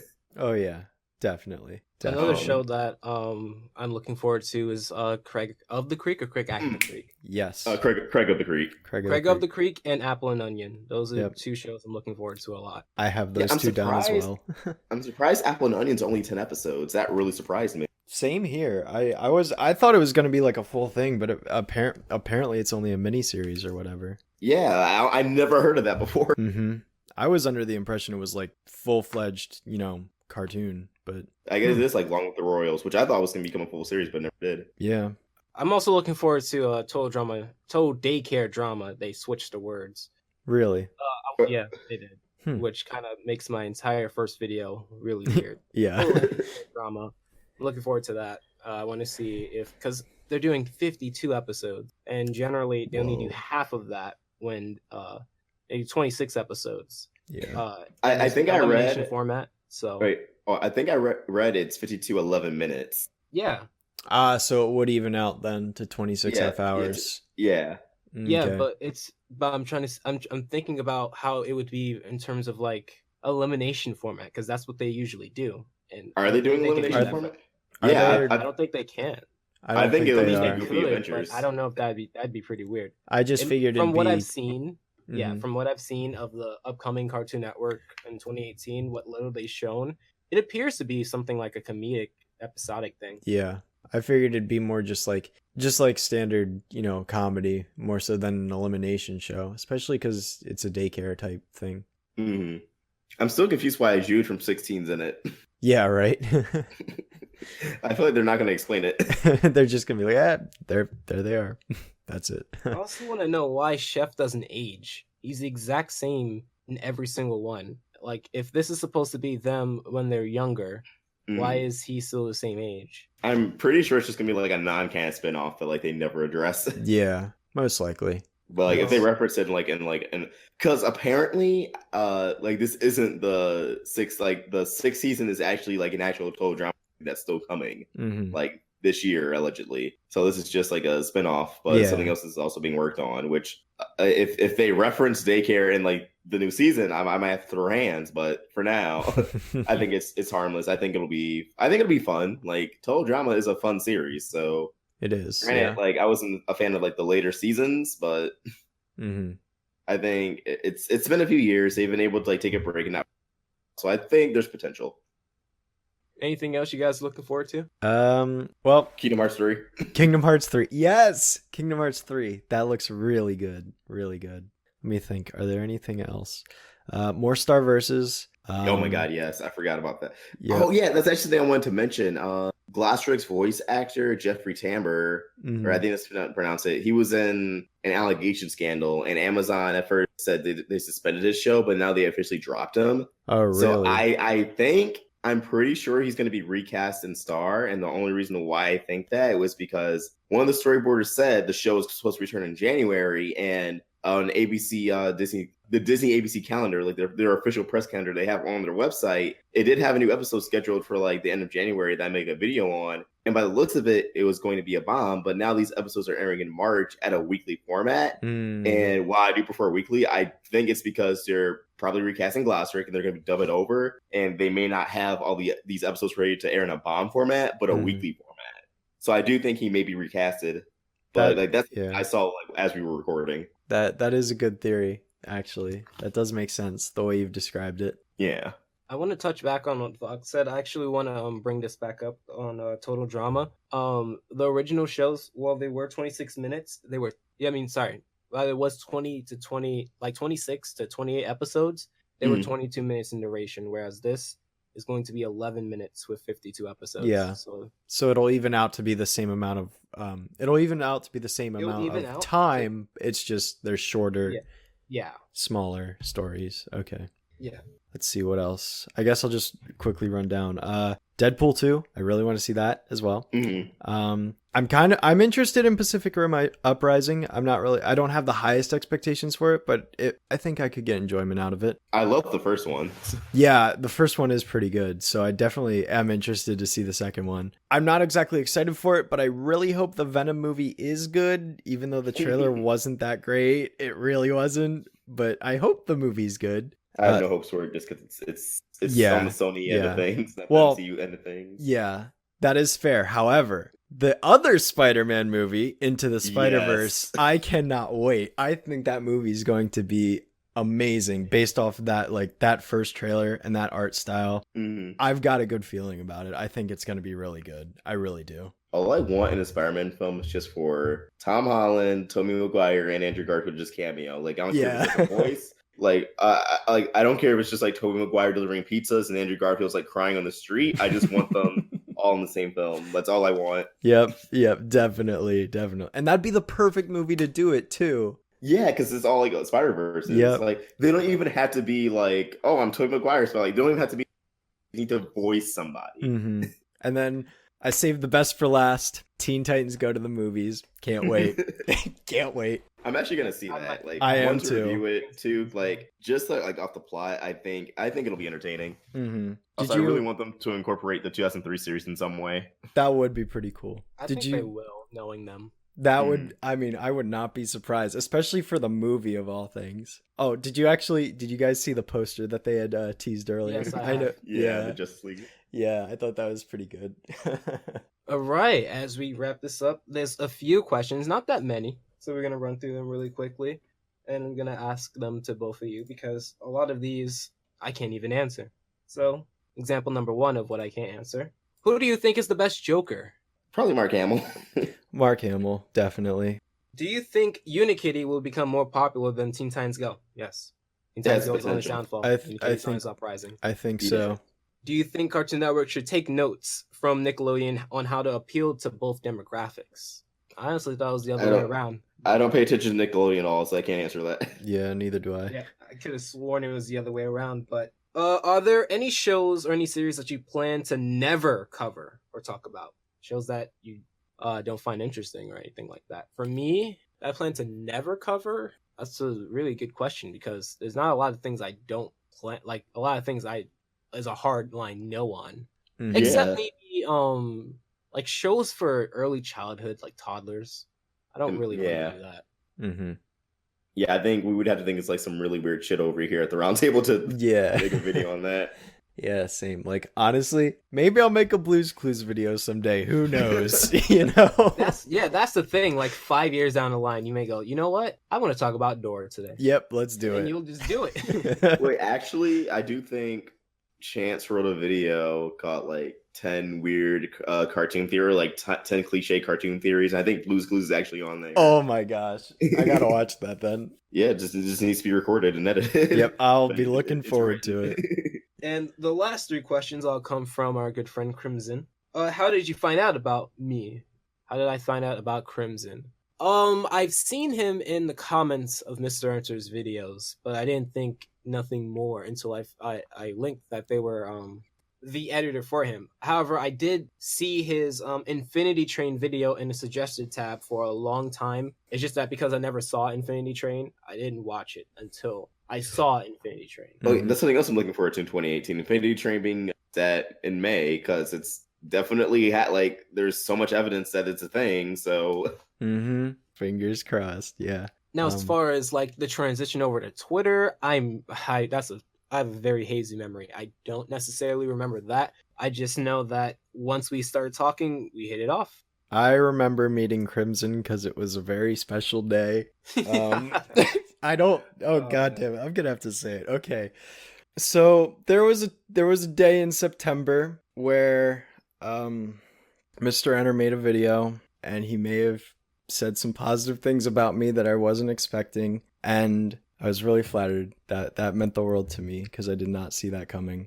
But Crimson on Twitter had seen me, making some happy tweets about it, and he kind of, extended out and he was like, hey, good job, you deserve it. And I was, thank you. And that's how I started talking to Crimson through there. And yeah, I guess, it just kind of, I don't know, we just started talking, never really stopped, and here we are. Yeah, I just found him on Twitter because I saw like you guys were tweeting to him, so like he appeared in my recommended for following.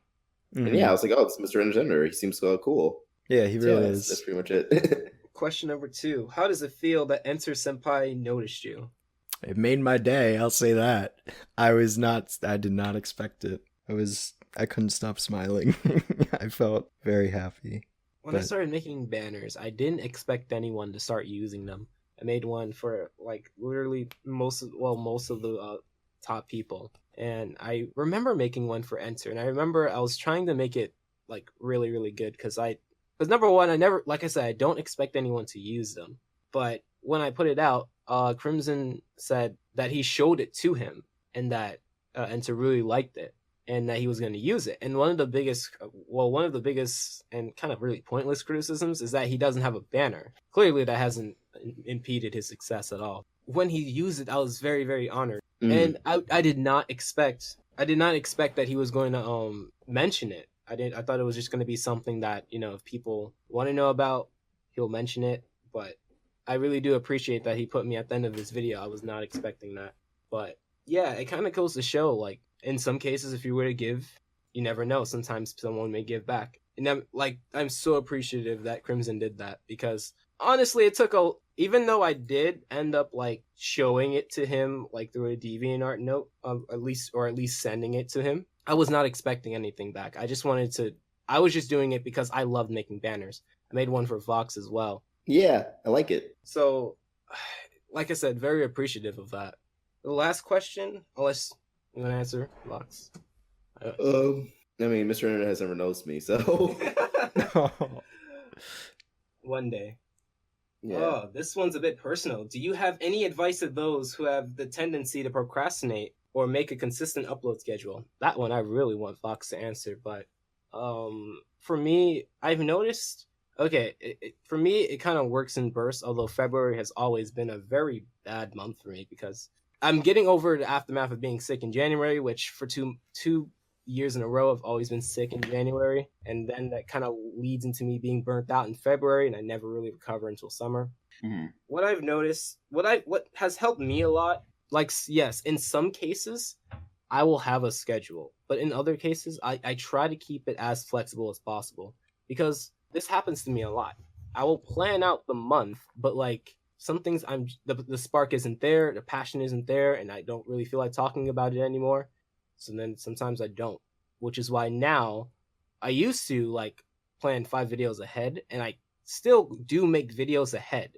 It's just that if I haven't made it yet and it's not fully done, I don't announce it because I don't feel like that's fair to some people where I go, hey, I'm going to talk about Danny Phantom. And I go, I'm not really feeling like talking about it and I don't want to force out a review. So my advice is to keep one of the things you can absolutely do is when you are in that zone to keep the state of flow is what it's called technically. To just continue out and do it and make sure you take breaks, of course, but to double down on it when you are feeling like that state of flow. And also to not feel like you're pressured into a schedule, first of all.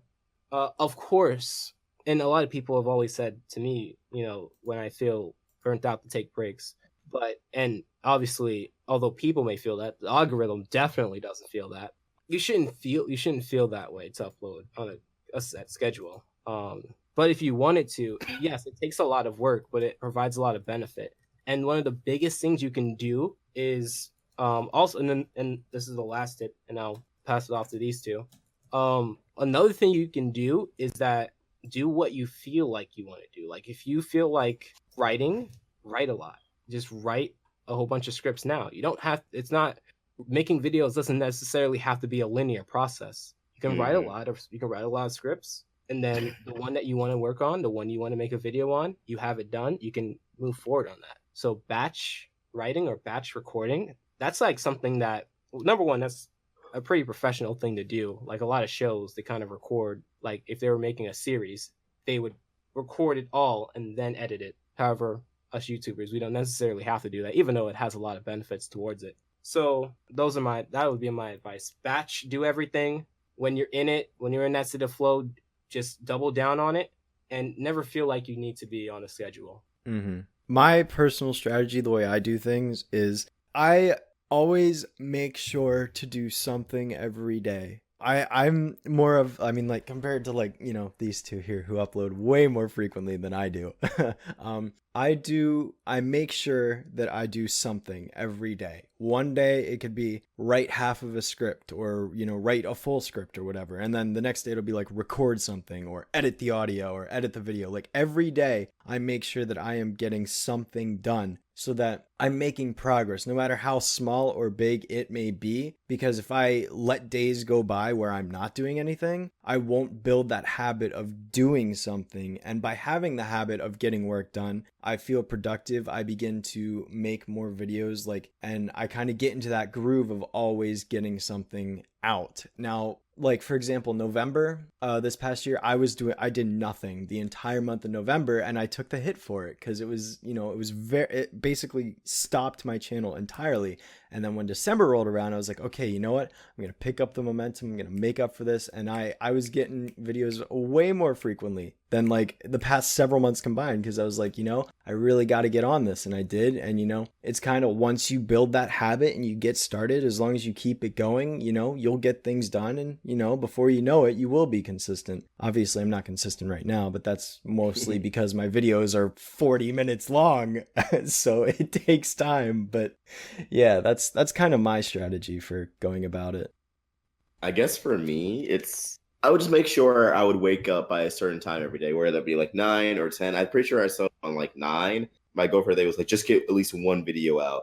But back then it was like when I still record on my iPhone, or like my editing wasn't super great, so it was a lot easier for me. But now it's, especially since I have to like manage not just a channel, but like 3-4 other people, it's definitely, when you procrastinate, you're your own worst enemy, like when it comes to procrastination. And now I try to figure out, like, kind of like what Jay said, do it in parts. Like, my current goal for Crystal Clear, which is my show where I talk about Steven Universe and like Steven's theories, etc. I try to do at least 2 to 3 a week on Monday, Wednesday, and Friday. Now, luckily on Friday, that's our current one that we're doing with Stardust, where we respond to fan theories, so that's really easy to edit. And we just record that on Thursday. But what I try to do is I write like at least 2 scripts, and then I edit one and Josh edits the other. So then, like, ideally by Monday, the one I edit goes up, then Wednesday, the one Josh edits goes up. But there's a lot of problems with that, because since in my mind I'm like, well, this goes up on Monday, even if I don't intentionally do it, subconsciously I'm going to procrastinate or not work as hard, because I'm like, oh, I got so many days to do it.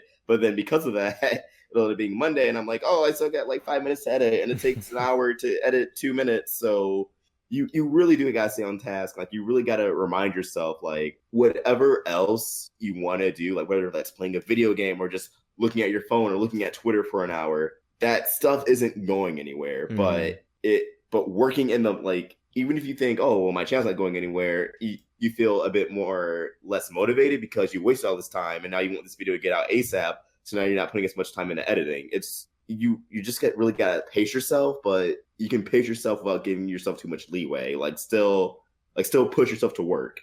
I actually want to touch up on that. I've also learned, like, and this is just me personally, because my whole goal was 100K. And one of the things that I know is that even to get to 1,000 or 100, it takes a lot of work depending on the type of person you are. Like if you aren't necessarily adjusted to talk at a level like this, because I'm much more introverted and I don't talk at this level. And one of the things I had to work on was how I spoke, instead of like obviously other things like editing and writing an effective script. But I felt like when I started off, and you can tell in my older videos, speaking for video was something that was like great, like one of my biggest weaknesses starting out. And I've learned, and this is just me personally, that you really just have to front load a lot of that, or front load a lot of stuff. Like obviously, if you want to make a video, or if you want to make a consistent schedule, or if you want to do like set amount of videos per week, and you know that doing at least one video is not a lot, like, well, quite a bit of a task, you got to learn to front load a lot of that pain, because obviously it's going to take a long time. But me personally, I tend to focus more on the outcome, like, because what I've tend to notice is that working on the last podcast, which was torture, I don't feel the bad feelings from editing it now because it's already out. So yes, I try to focus more on the future outcome. Like, yes, I'm in the middle of editing. I feel like I'm not getting anywhere. It's so much more to go. But like, I tend to focus on the fact that once it's out, I'm going to be able to see all these comments about it. People are going to like it. Some people are going to criticize it. I tend to focus more on that, the outcome. It's simple. You're not going to have that feeling of dread when you're editing it once it's already out, or 2 weeks from then, or a month from then. But you will always have that video because it's done. So you just got to learn to front load a lot of that, because right now you may dread it, but you won't dread it when it's already out. You'll love the fact that you put out a lot of content. Yeah. And you also have to be up to doing this for a long time. This is like, if you really want to like grow in a like a small section of time, whether it be like 1 to 5 years, you gotta be willing to make this a part of your life. You can't like do it, take 2 months off, come back, post like 3 videos, and then like you can't. You gotta make this. You have to think about it a lot, and that's not really what a lot of people want to do. So that also goes hand in hand with why there isn't a lot of big people. It's because some people either don't want to do that or physically cannot because they have other commitments. So and hand in hand, it all comes back to the fact that people should just support the people that they like and make it as easy as possible for them to grow if they truly enjoy their content. Because who knows, maybe they'll get to a point where they actually can take this a lot more seriously and switch over to making it a full time. Because I've talked to people who are very small that want to do this full time. Yeah, like, and if you're able to do this full time, like, really just push yourself to do it. Like, don't let like the YouTube guidelines or this or that stop you. And like, the reason why I mentioned it, because I was fortunate to be in a position where I was able to do YouTube full time, because it was summer. I wasn't in college. I was staying home with my mom. I just got a relationship, so I had a lot more free time, and I made the most out of it. That's what you really got to do, because some people like want to do it, but they're not in the position to. But some people are in the position to, and they choose not to, and you can't do that. It's so sad. Like, if you like, some people don't realize how lucky they are. Like me, like, I'm so grateful for the fact that I'm able to like do this at the capacity that I am, where I can post a lot of videos. Like, I've been given, like, from my parents, they see what I'm doing and they allow it. So I'm taking advantage of that, the fact that like people like my content. Like, I'm taking advantage of that. I'm posting videos and giving them what they want, because a big part of why I started was because there were certain things that I didn't see other people talking about. So when I started talking about them, I kind of saw it in the way that I personally would want the people that I watch to be, where if they could do it a lot more and a lot more frequently, then I would love if they did, which is what I'm doing, because maybe there's someone out there who would love if I can get up to like 5 videos a week, which is a goal of mine, which I'm probably never going to reach, but I'm going to try anyway. Never say never. Someone would want that, and I want to be able to work hard enough to get to that. Like, you never know when you're growing as a content creator that you may get some, like, the way that, like, if you feel that way with me, there's someone out there that may feel that way with you when you grow, and you can do that. You can have that, like, you may not have that in the beginning, but you could have that if you just keep going and you keep posting. And honestly, one of the biggest things about YouTube that I feel like a lot of people don't talk about is that it's not necessarily, your growth is not linear. You will have ups and downs. And I know that sounds cliche, but it's honestly true. There will be months where you may not grow that much at all. And then there will be months where you shoot up. That's what happened to me with December going into January with my Cartoon Network video. So you just have to, I feel like the people who make it are the people who are willing to work through those periods when all they're getting is crap, because they know at a certain point it's going to snap and you're going to grow again. And that's how it is. That's YouTube as a whole. Mm-hmm. That's one of the biggest things I've learned about being on this platform. Absolutely. And that was it.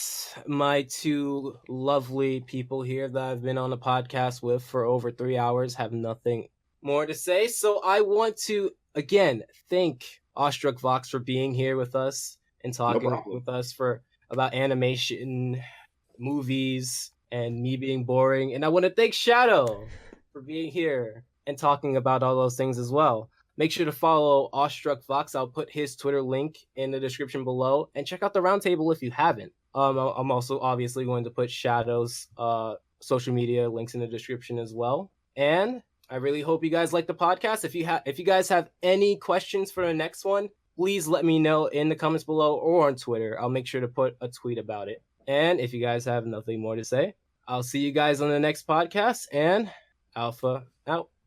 All right, see ya. Bye. All Yay, right, cool. we did it. Yay, 3 hours. It's only 3 a.m. Oh my gosh.